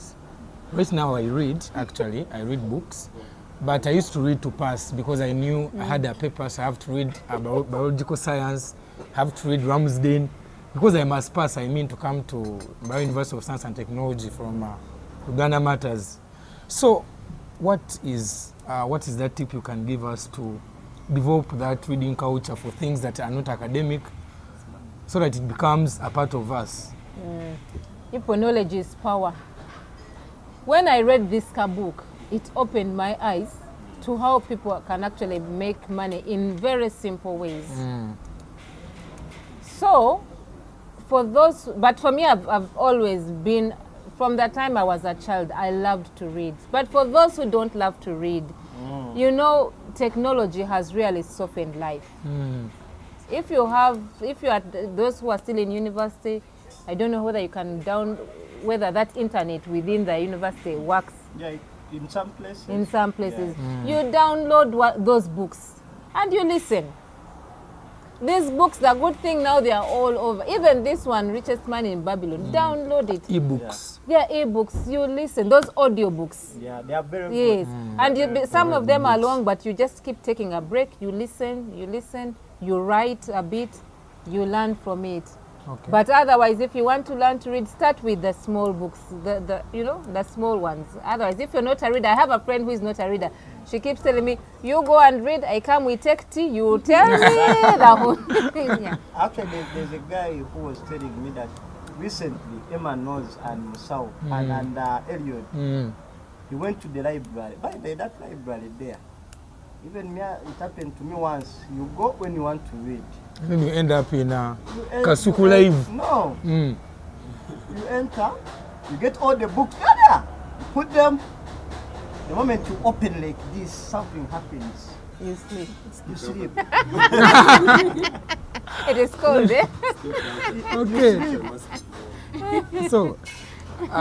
So I understand that you're so much attached to UCU because I mean it's where your working life started. They taught me. Yeah, they taught you. And recently I was reading the news, and there's this one. You've also talked about living within your means. There's this one student, I think he placed a bet, and I think he won 420 million Ugandan shillings. And for him, he hired a bus to move him from Kampala to UCU Mukono every day, alone. Is it true? Yes, it's happening. It's in the news. It's in the news. Today? No, not today, sometimes. It's ongoing actually, even right now. So, what's your advice? Because many of us will do that. I mean, you can... Betting may just take Ugandan shillings, 1,000, and you're getting all that money at once. So you may not know what to do. So what's your take on that? Do you think that is a poverty mindset, or do you think they're actually enjoying, achieving their dreams, living their dream? Living within their means now that they have the money? Before they ask. Guys, one day, remind me, and I tell you about my story with betting. And then some of the questions, they will be answered. Because, You know, 420 million. you know, there's this man who, let me just divert a bit. There's this man who writes, he's a columnist, Dr. Ian Clark. Oh, Dr. Ian Clark. And he's talked about Ugandan men Like in and Brazil. betting and the Ugandan women who are in the markets. And he was really talking about how terrible this vice is. Betting is, it is one thing, I would like to hear your story, but it is one thing that people should not venture in. Anyway, for that young man, people have done, even it's their documentaries, people who win lotteries. That money that comes suddenly. But you've calculated, Somehow- you first calculate. No, but now that one, how is he calculating? He's riding the bus. You leave Emma. He doesn't know what he's talking about. Okay. Because no, if you can imagine if he got that 420, if he was brilliant, he would put it in bonds, and he would get his people. Bonds is the only thing. Yes. Because you get, but now you don't have to. But now you imagine how he is spending it, and you know we are a consumerism lot. People love to spend. Now, why would you honestly tell me get your 420 million and keep hiring a bus to do what? Showbiz, because we love showbiz a lot. We love celebrity. Yeah, he has made the news. But how long is that money going to? How long is this 420? You know the saying, Sente Mugenyi? It is going to go very fast. Hey! I'll pull on his money. So, doctor, let me change. Okay. Emma, just a minute.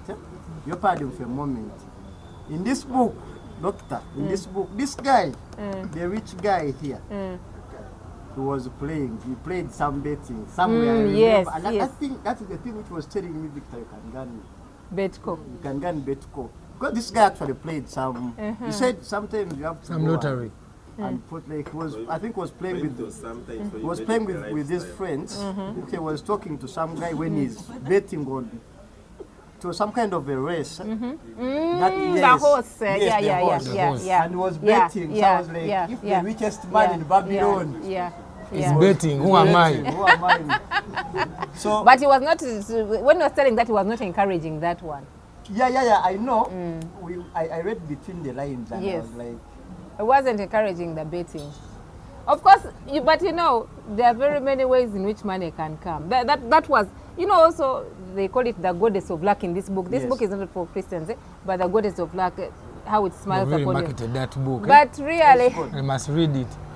Anyway, for me, I'm not from the school of betting. That luck that comes, because research has been done on such people. Many times they don't sustain. Yeah. You know, you've had come easy, go easy. Money that comes easy easily, go, it also easy goes come. very, easy go, same easy with- come. No, let us not go there now. We shall go Let's there. not go there. Thank you very much, Dr. Martha. Maybe we shall open up to the questions. This is out of what you have discussed, but you know, when you are giving your story, you talked about how you finished university in 2000, and I was telling my neighbor that is when some of us were born. So my question is, what have you done? You look so young.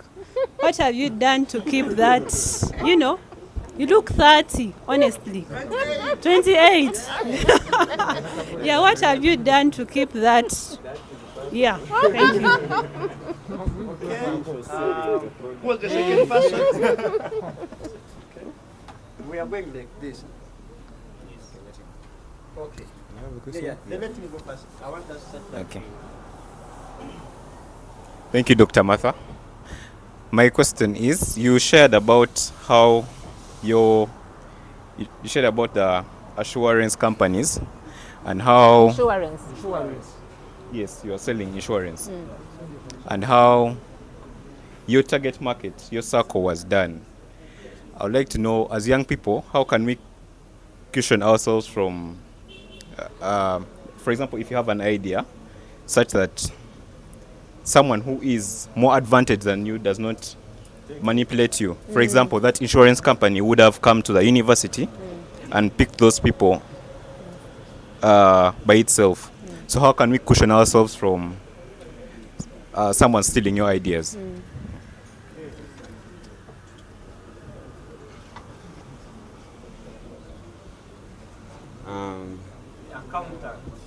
Yeah, thank you, doctor. My question it is about the securities, the financial assets. I have tried bonds. Even last month, the Bank of Uganda advertised finance, treasury bills and bonds. But I've seen they usually use bids, stock auction, whereby investors bid, and some use competitive bids and others use non-competitive bids, where some include interest they would like, others don't include. So I would like you to give me a take on which type of a bid should I use if I'm investing in those securities. Thanks. Again is Msao Emmanuel.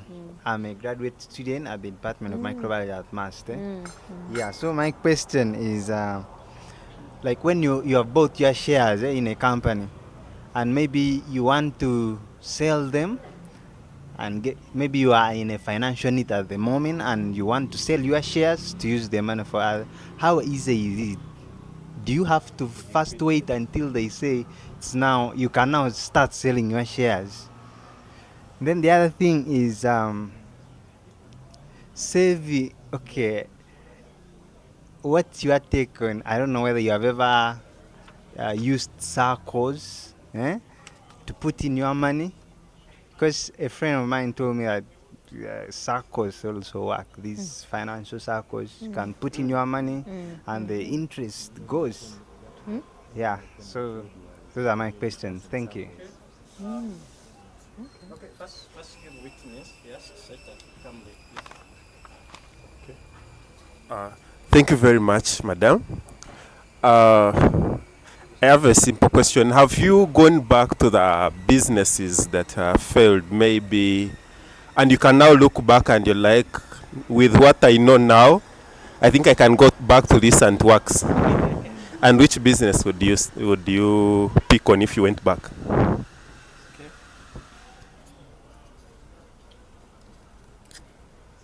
Thank you so much, Dr. Martha. Now I see the reason why I came. Actually, I came because someone had posted you on their WhatsApp status. And having started from MAST, I knew, I was like, okay, I told my friend, let's go and listen to this wonderful lady. And I'm really happy that my expectations have been met for this session. Yes.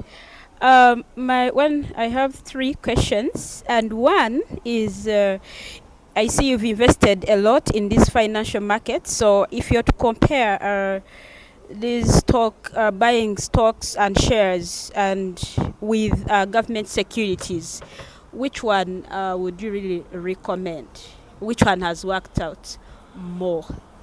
And then another question: why do you keep buying and selling these shares? Is it how the business works? Why don't you leave your shares so that maybe they keep multiplying? Because I see you always buy and sell. Then also, have you ever thought of investing in real estates? Okay, yes. Have you done it before? And if no, why not try?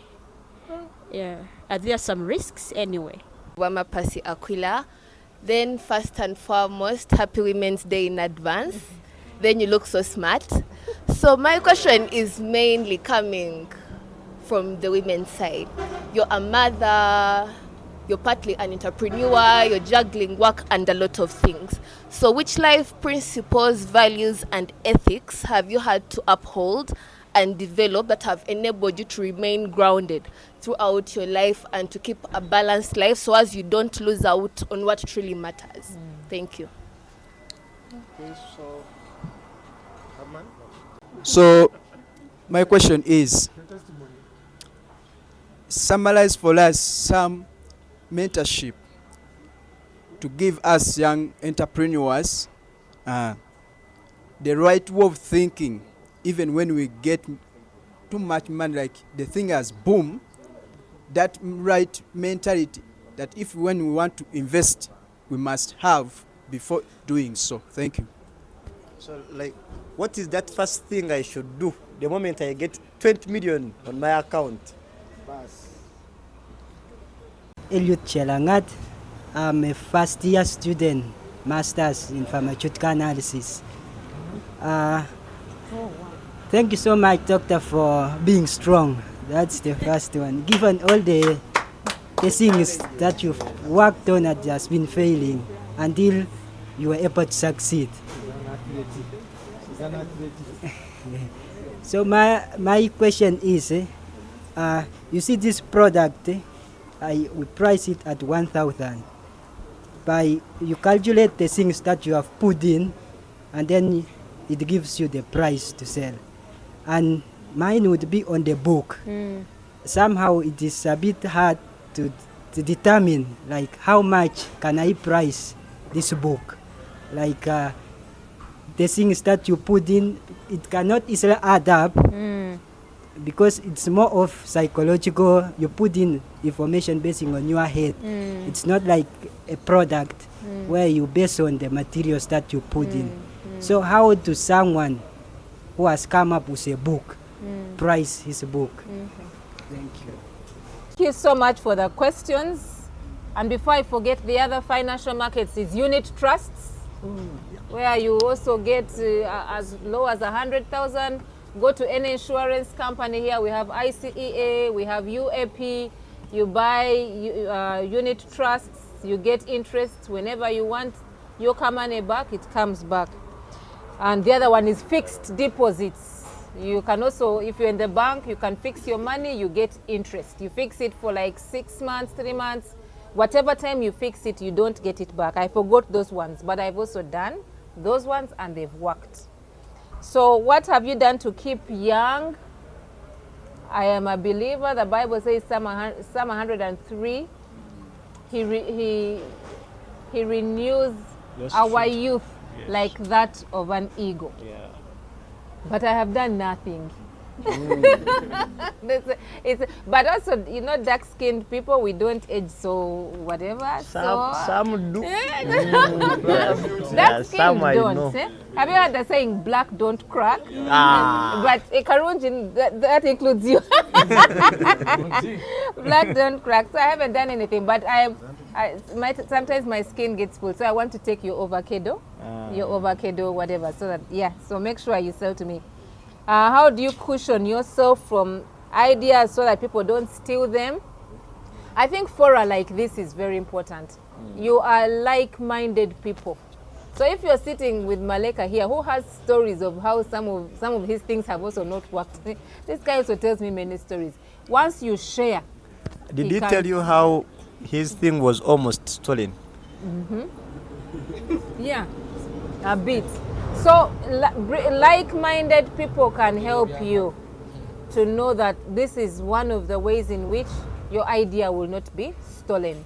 The other thing is get IP, register quickly, and I was going to tell you about the legal aspect. If you don't know the legal aspect, we have, I think there are legal people around who can help with the intellectual property, IP. And then securities, competitive and non-competitive. I will confess that detail I don't have. But I've told you, look, Google the guy called Alex Kakande. He's always posting and he has in-depth knowledge on this. Yesterday I was listening to him, and for him he was saying, you people, instead of getting money and you go and put in land, because it's the way to go, buy government securities, you will get your money back. So he campaigns a lot about this. He knows the details. Is it the guy who puts on specs? He puts on specs. Does he put on specs? I've seen him without specs. But not the pastor people. I'm talking about a guy called Alex Kakande. He's a financial whatever. Yes. But you said you're a business student, not so? Yes. So you probably know this better. So, but for me, I just have, because I have fund managers, I go to Crested Stocks and I talk to the lady. It's a whole company. So they're the ones who help me to decide which one to buy, how to buy. Also housing finance, because they say you buy through the bank. So I have somebody in housing finance that has been helping me to, because I can say, I have this company, what do I do? Do I do 5 years? Do I do, because recently he told me, no, I've been a short-term saver. But this guy said, no, buy the one for 10 years. I said, when will my money come back? So he computed for me. 10 years. So those ones for me help me. So that detail I don't have. The other question is, SACCOs. Emmanuel asked, shares, how easy is it to get back your money? Unit trusts, one day. If you bought a unit trust from unit trust for these insurance companies, it just takes only 1 day and you get back your money. For shares, because you will use the stock broker, once you're ready to sell your shares, you fill a form, then they wait for a buyer. When they are buyers, then they sell. So it can take a day, 2 days, 3 days, a week. So that one, it depends. But there are some SACCOs, and I'm hoping SACCO with SACC. Oh, not SACCO of SACCO of friends. There are some SACCOs that, like I'm in Millennium SACCO, and it's very good. But there we don't, once you've bought shares, we don't give you back. You keep doing what? You get your dividends, but there you don't. But these others, SACCOs, there's something which is bothering me. And I was actually talking to somebody in the bank today, and I was wondering, when I came to Western Uganda, SACCOs are just amazing. Yeah. The Mushanga SACCO, yes. like everywhere, and they are Mohammed, everywhere. You see? But where I come from, where you were, come on, Chad, those areas, they don't work. I don't know why. It's hard to see a SACCO which is like Muhammed in Mukono or in Kampala itself. Yeah, they remain in Bibina and like I don't know what's wrong. I don't know whether these people here have mastered the art, but the ones here have worked. They are like banks actually. They are better than some banks. I will tell you, for example, Millennium SACCO, we are a membership of over 35,000. Now you imagine bringing your money together. We get dividends. Where was it founded? It was founded in 2012. It's Millennium 2012. Yes. Where? Like which region? So well. Yes. We earned 3,400 on a share. So you count, if you have 100 shares times 3,400. I think the economists here and students, that's a case study. Yes. Understand why other regions are not. The ones in West are working. Yes, others are not working. Yes, but those ones, they don't, like when you want to sell the shares, no. But then the Stanbics, those other ones, which are listed on the Uganda Stock Exchange, you can sell your shares. Beda asked, have you gone back to the businesses that failed? Yes, farming. I'm now doing coffee. I have an acre of coffee here. Is it working? I've just planted. I actually had Mwani. They have talked about Mwani, so I have started 1 acre. Yes, I put 1 acre of coffee and matoke. But truth be told, I rarely go there because it's still growing. But I'm waiting. Someone here told us what's the other thing? But I listened to Gonja. You should try Gonja. I have some, okay. But I heard the other day I also listened to these people who have been in business. You know Patrick Bitature? Yes. For him, the guy said, you guys, I tried farming, it just didn't work. But I do it for, feeling good. I go walking my cows, I feel good. There is also that one. But he also said the farming that he tried didn't work. But so I've gone back into, it feels good to say I have an acre of coffee. I have 500 cows. Then financial markets, shares versus government securities. With bonds, I have never made a loss in a bond. Never. Even treasury bills. But a share, like I bought Airtel shares, I made a loss. I bought, for those who are in pharmacy, I bought Cipla. You know Cipla? Cipla. It's Yes, listed. it also listed. I bought the shares, made a very good loss because the price went down. Okay, And yeah. I waited, and then it didn't. So Airtel, Cipla, Bralila, the one of Rwanda, there I made losses. I'm going to wait for MTN, Dripla. Stanbic, Baroda, I did not make losses. But government securities, bonds, you cannot. Because they will show you the interest, because government is borrowing, and so it's going to continue to give. And then why do you keep buying and selling?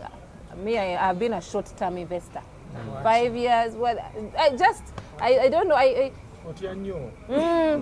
yeah, I calculate I don't want my money to. From the start, Yes. from the start. You don't even just lend things. No, I don't. That's what I don't, Bambe. Because you lend your money, you will stop talking to the person. That is very true. Or the person can even kill you. Are So you you sure? don't. And then she asked me, you haven't heard those things. They are real stories. Investing in real estate, I've told you, NSSF, it does the government securities, the stocks, the real estate. Real estate is good. It is very long term, and it takes a lot of time for your money. You like if you build houses, good houses for tenants, by the time that money comes back, it will be your children Yeah. reaping. But for you, you will just You be won't. getting, like the income from the rent, but to recover the money you have put in. Yeah. And that's why this Kakande, when you listen to him, he will tell you, you get your 200 million and you want to put up the rentals, put it in bonds, and he calculates for you. So, but real estate also works. Real Save estate, money. actually, once you read this, real estate works. Yeah, real estate, for those who don't know, you buy land or you put up houses, apartments. The investment, the capital is too much. Yet with bonds, 100,000. Okay. And then Percy, what life principles, values, ethics have kept you grounded so that you don't lose out on what truly matters? I'm a believer, and I ask for wisdom on a daily. From God. That's my prayer every day. Lord, give me wisdom. Ask and shall Lord, be given. give me wisdom. And of course, be wise with money. As much as I'm looking for money, money should not control me, because the love of, for us in Christianity, you can't love money and love God at the same time. So wisdom. And number 8, summarize the mentality, how not to get excited. If I get my 20 million, now you have learned. When you get your 1 million, like Victor got, remember this entrepreneurial launch. Don't get excited and start contributing to parties. Immediately go to the bank and buy your shares. Go to an insurance company and buy unit trusts, and you will see it coming. You will see that by the way, these ones, because the risk is low, also the interest, don't expect that you're going to get big interest tomorrow. It takes time, but it comes. It surely comes. And so because you have heard this, I hope knowledge is power. Knowledge changes our paradigm, our way of thinking. So after today, I believe that you're not going to get excited about money. But also, again, friendship matters. Bad company ruins character. If you're in a company of young men who are thinking of spending, getting the girlfriends and giving them the money, then you're in wrong company. But if you're in a company like this, where you sit and share ideas. I was preparing that question, but now you have said it. Let me just ask. Let me first do the pricing. Okay, let's do the pricing. There's somebody who talked about pricing, the book, How Do I Price? There's one thing I must tell you. He's there. Let him listen. Hey. About pricing. When I did my book, I got a person the one who designed it for me, and she computed for me how much I had put in to do the work, the people that I had paid to edit, the cover designers. We computed all that money, and we computed, if I sell it this much and then I have made this many books, how much will I get? So by the time I priced it at 50 and the number of books I got, It was dependent on how much I had. But I have also learned along the way that Ugandans don't read. You get a book of 50k and you make 1,000 books, you will sell only 100. The rest will kudiba. There is a man who has sold the biggest seller of books in Uganda. He's called Oscar Ranzo. The guy sells books, but guess how much he sells his books? He doesn't have children's books. 5k, 10k, the most is 20k. And those are the ones people buy. Those of us who are selling at 50, you have to come and plead. By the time you think it's only the Malakas who can buy this one, or people who have gone through the experience Without pleading.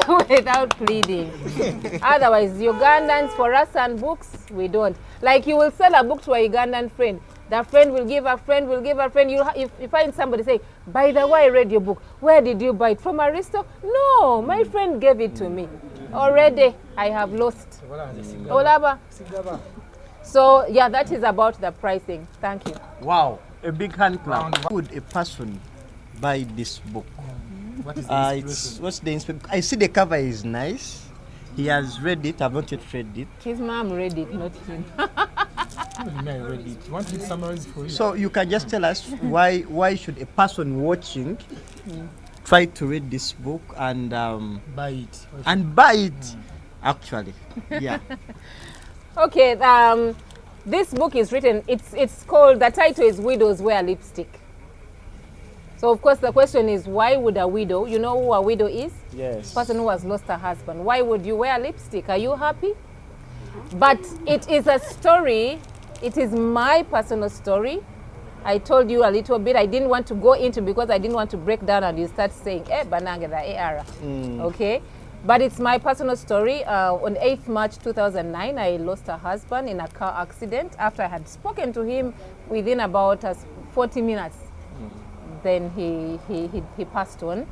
And I had 2 children to raise. It was hard. It was tough. But I knew I look at things, I always want to look at things in a positive way. So I thought to myself, the way I cannot drown, I don't want to drown in what has happened.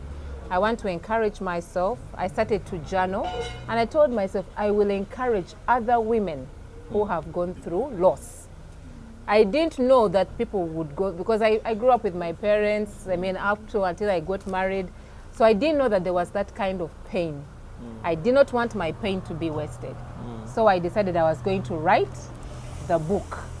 And so it is my story. There is a lot of humor because I didn't want it to be boring or people to get and pity. So once you even get it, you'll actually find a lot of things to laugh about, but also a lot of lessons to know that we can go through pain, but still come out victorious.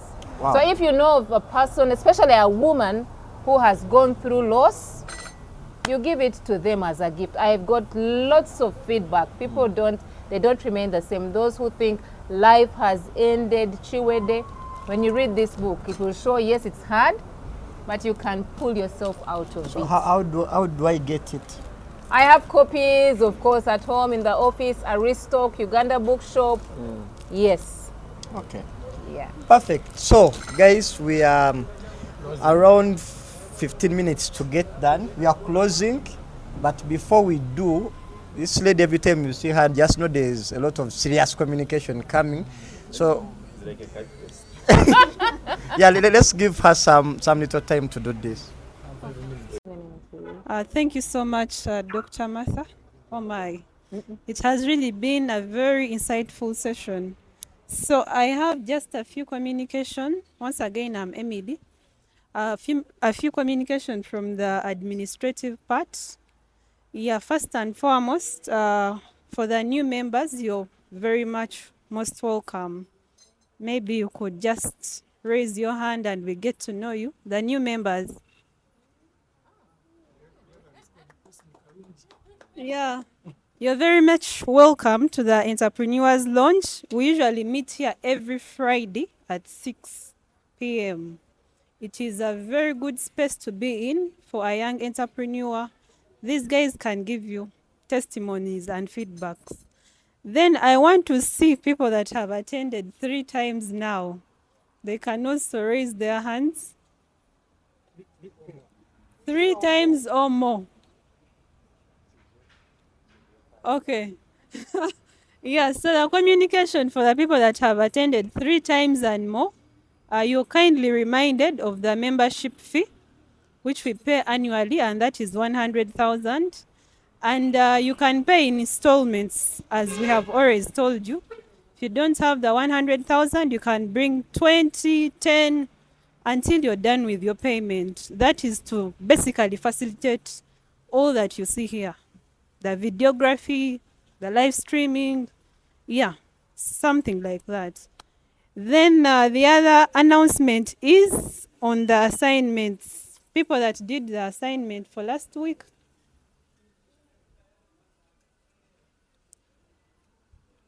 Didn't do. Okay. So we are having few people doing assignments and would want to know what is the problem. In case there is where you feel we need to change, you can please approach us and we change. If the assignment is too hard, if it is not doable, you can tell us and we change. But we shall still do the assignments. So we usually do assignments for the new members. During the week, we assigned a partner.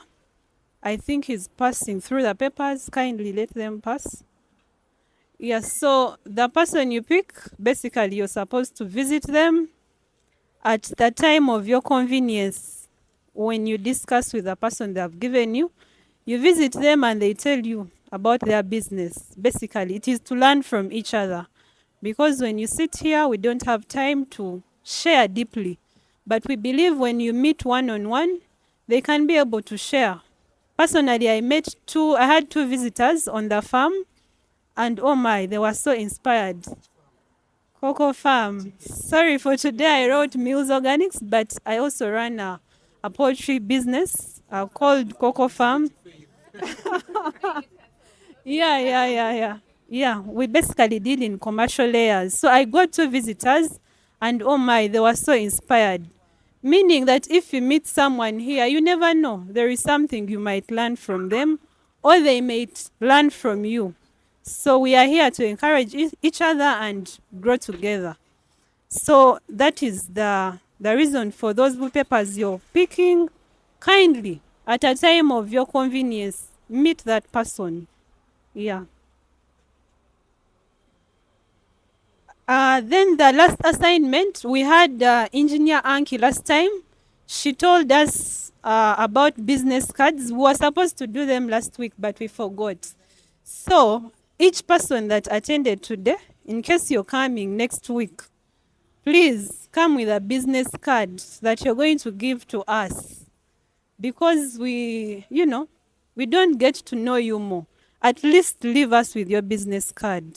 Yeah, in case you attend the next time. Otherwise, thank you so much. So your final remarks and to us and those watching, whom would you love to sit in that seat and talk to us next? Yeah. Oh.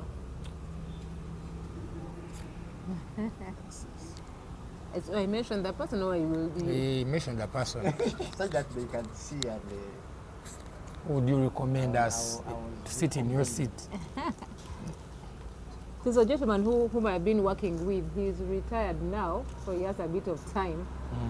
Professor Kamkama, because he's also one of those who has been teaching us who are working to prepare for retirement. But now for Ipo, you're young. But he has just... we are old. It's okay. It's okay. Yeah, but he's very good with the business, encouraging people to do business.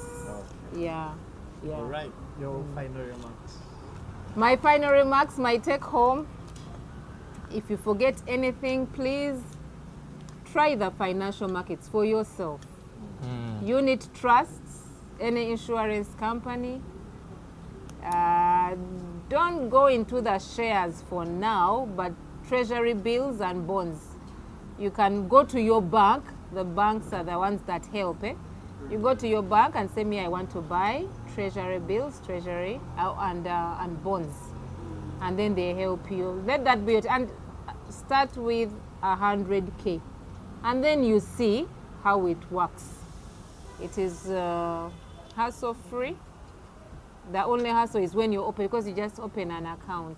At least that will be a take-home, because the topic was side hustles for a corporate worker. So that can, with your innovation that you have, you can hustle with that. Bond, bill, Smart unit hustle. trust. Yes, it's a smart hustle. And you know, there are others which are, you know, even MTN is trying. They're now trying to make those things. Yeah. Even NSSF, even if you're not yet in NSSF, they have smart flexi. You keep your money there and you get interest. But whatever you do, don't, Banange, let me know the banks hear me. But don't keep your money in the bank just lying there. Don't. Yeah. Don't. Get it, put it in a unit trust. Don't keep it lying there.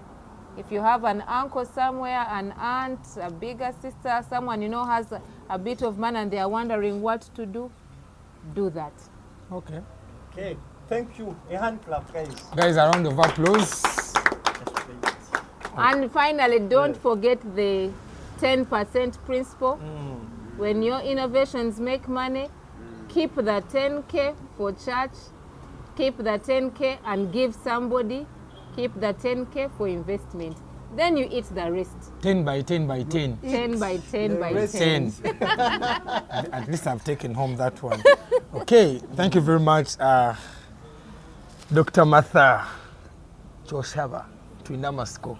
It has really been an inspirational talk as we anticipated it. And just like I always said, when someone talks to you, the story never ends. And I think Victor said that at the start, that depending on how someone handles you, you have a lot to unpack. So definitely we shall have another time to, How many one unwind. time part 2? Part What 2. if they don't Yes. say? Well, thanks for being polite. Literally, the entire house wants you back.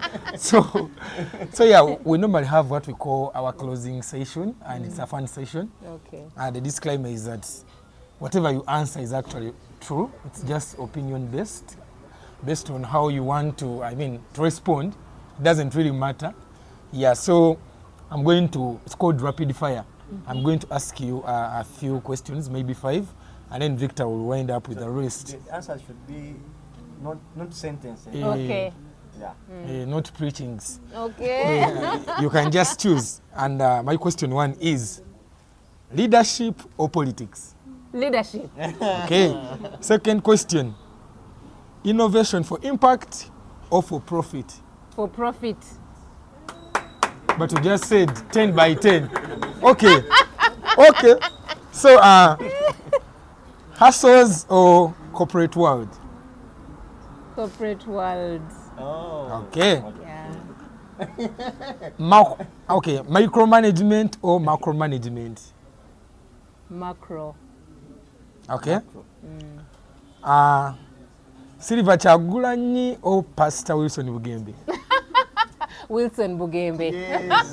Why Bugembe? Oh, I love his songs. Yes. Even now he has a new one of, okay, tell me not to talk. The other no, you can't this talk. one The other of he's got a wife. And that song actually, there's a way it reached my heart. The Sikamanyi Manikali It is a Akakani. new one. That was for a long time ago. And I told you we are old. Then finally, Scrabble or chess? Scrabble. Yeah. Once again, I want to thank you all for joining us today. It has been amazing. You have been an interesting audience. You have. I'm sure she has also enjoyed you, just as you have enjoyed her, isn't it? So let's keep on and try to become members. Mpola mpola. So, Messi or Ronaldo? But have you, by that question? Do you know them? Ronaldo. Wow. Yes. But have you ever seen him play? I know them. I know their names. I know them. Hey. But I am not I'm not a football fan, but I hear of them. There's something I've realized. People who don't watch football. No, people don't watch football like Ronaldo. Okay. Okay. What is the best book you have ever read? Oh, Who Moved My Cheese? By. Who Moved My Cheese? Okay. I've forgotten the guy. It's the guy who wrote the 5 a.m. Club, Robin Sharma. No. No. Yeah, I remember that book. For those who want to learn to read, just get that book. You will read it. You will love it. Is it for women? No, Jeez. please. See, that is the problem with Mareka. Okay, you have answered this one. I was going to say government job or business, but I think you have already shown a side. Okay, who is that one person in the world you look up to? In the world? In the world, not above God. the world. Yeah, not God. Oh dear, that's a good one. From the workplace, from the home. Anywhere. Living or ever lived? Oh, my mother. Oh. My mother, yeah. Your mommy's girl. Yeah, she was my best friend. That's amazing. Yeah. Kudos to all the mothers there. You're our good. best friends. You are best friends. Hey, mom. Yeah. Except that the chickens disappear. Okay, the next question. What is your best song, Ugandan? Ugandan? Yes. Ever? Do you know Temansingo? Hey, that's one of which is now one Kwanjula's. Yes. I know it, but you ask my best singer, not my best song. No, a song. Song. Do you know this song? Zen Zen Zainao. Me, my best songs are from Judith Babiri. Yes. And it comes from your area. Yes, yes. Judith Babiri came to our But area. the one which I like is Erinya Dunji, something like that, a good name. That Yeah. one is for your age. You know, when Judith Babiri came to our area, we gave her votes. She became MP. She disappeared. She's now in But I think she's coming back to God. We shall cut that out. Finally, you said you're a mother, and this is a hard question for mothers. Who would you consider your best child? I can't. I don't know, but there's always that one. No. All of them. No way. You know there is always that one. I don't. Both. Yeah. Yes. They are just here. They are far. We are going to cut out that. But we're waiting to hear. All right, ladies and gentlemen, thank you so much once again for coming for the Entrepreneurs Lounge. See you next time. What are you saying? 13th edition. The 13th edition of the Entrepreneurs Lounge. You guys, something's happening. There's a revolution happening in Bara. Entrepreneurs are becoming better. And we are seeing a lot of progress, both online and this community. It's just amazing to have you each and every Friday. I hope to see you next Friday. Actually, the next people. Oh, my God. He's cooking. Emma is cooking. And within the week, we have a vocational tour. Yeah, we have a vocation tour too. To Nero Breweries. To Nero Breweries. So that would be really something nice for us to see. Other than that, first do like this and give flowers to our guests. Yes. All right. Other than that, see you once again. You can leave at leisure. Bye. Bye.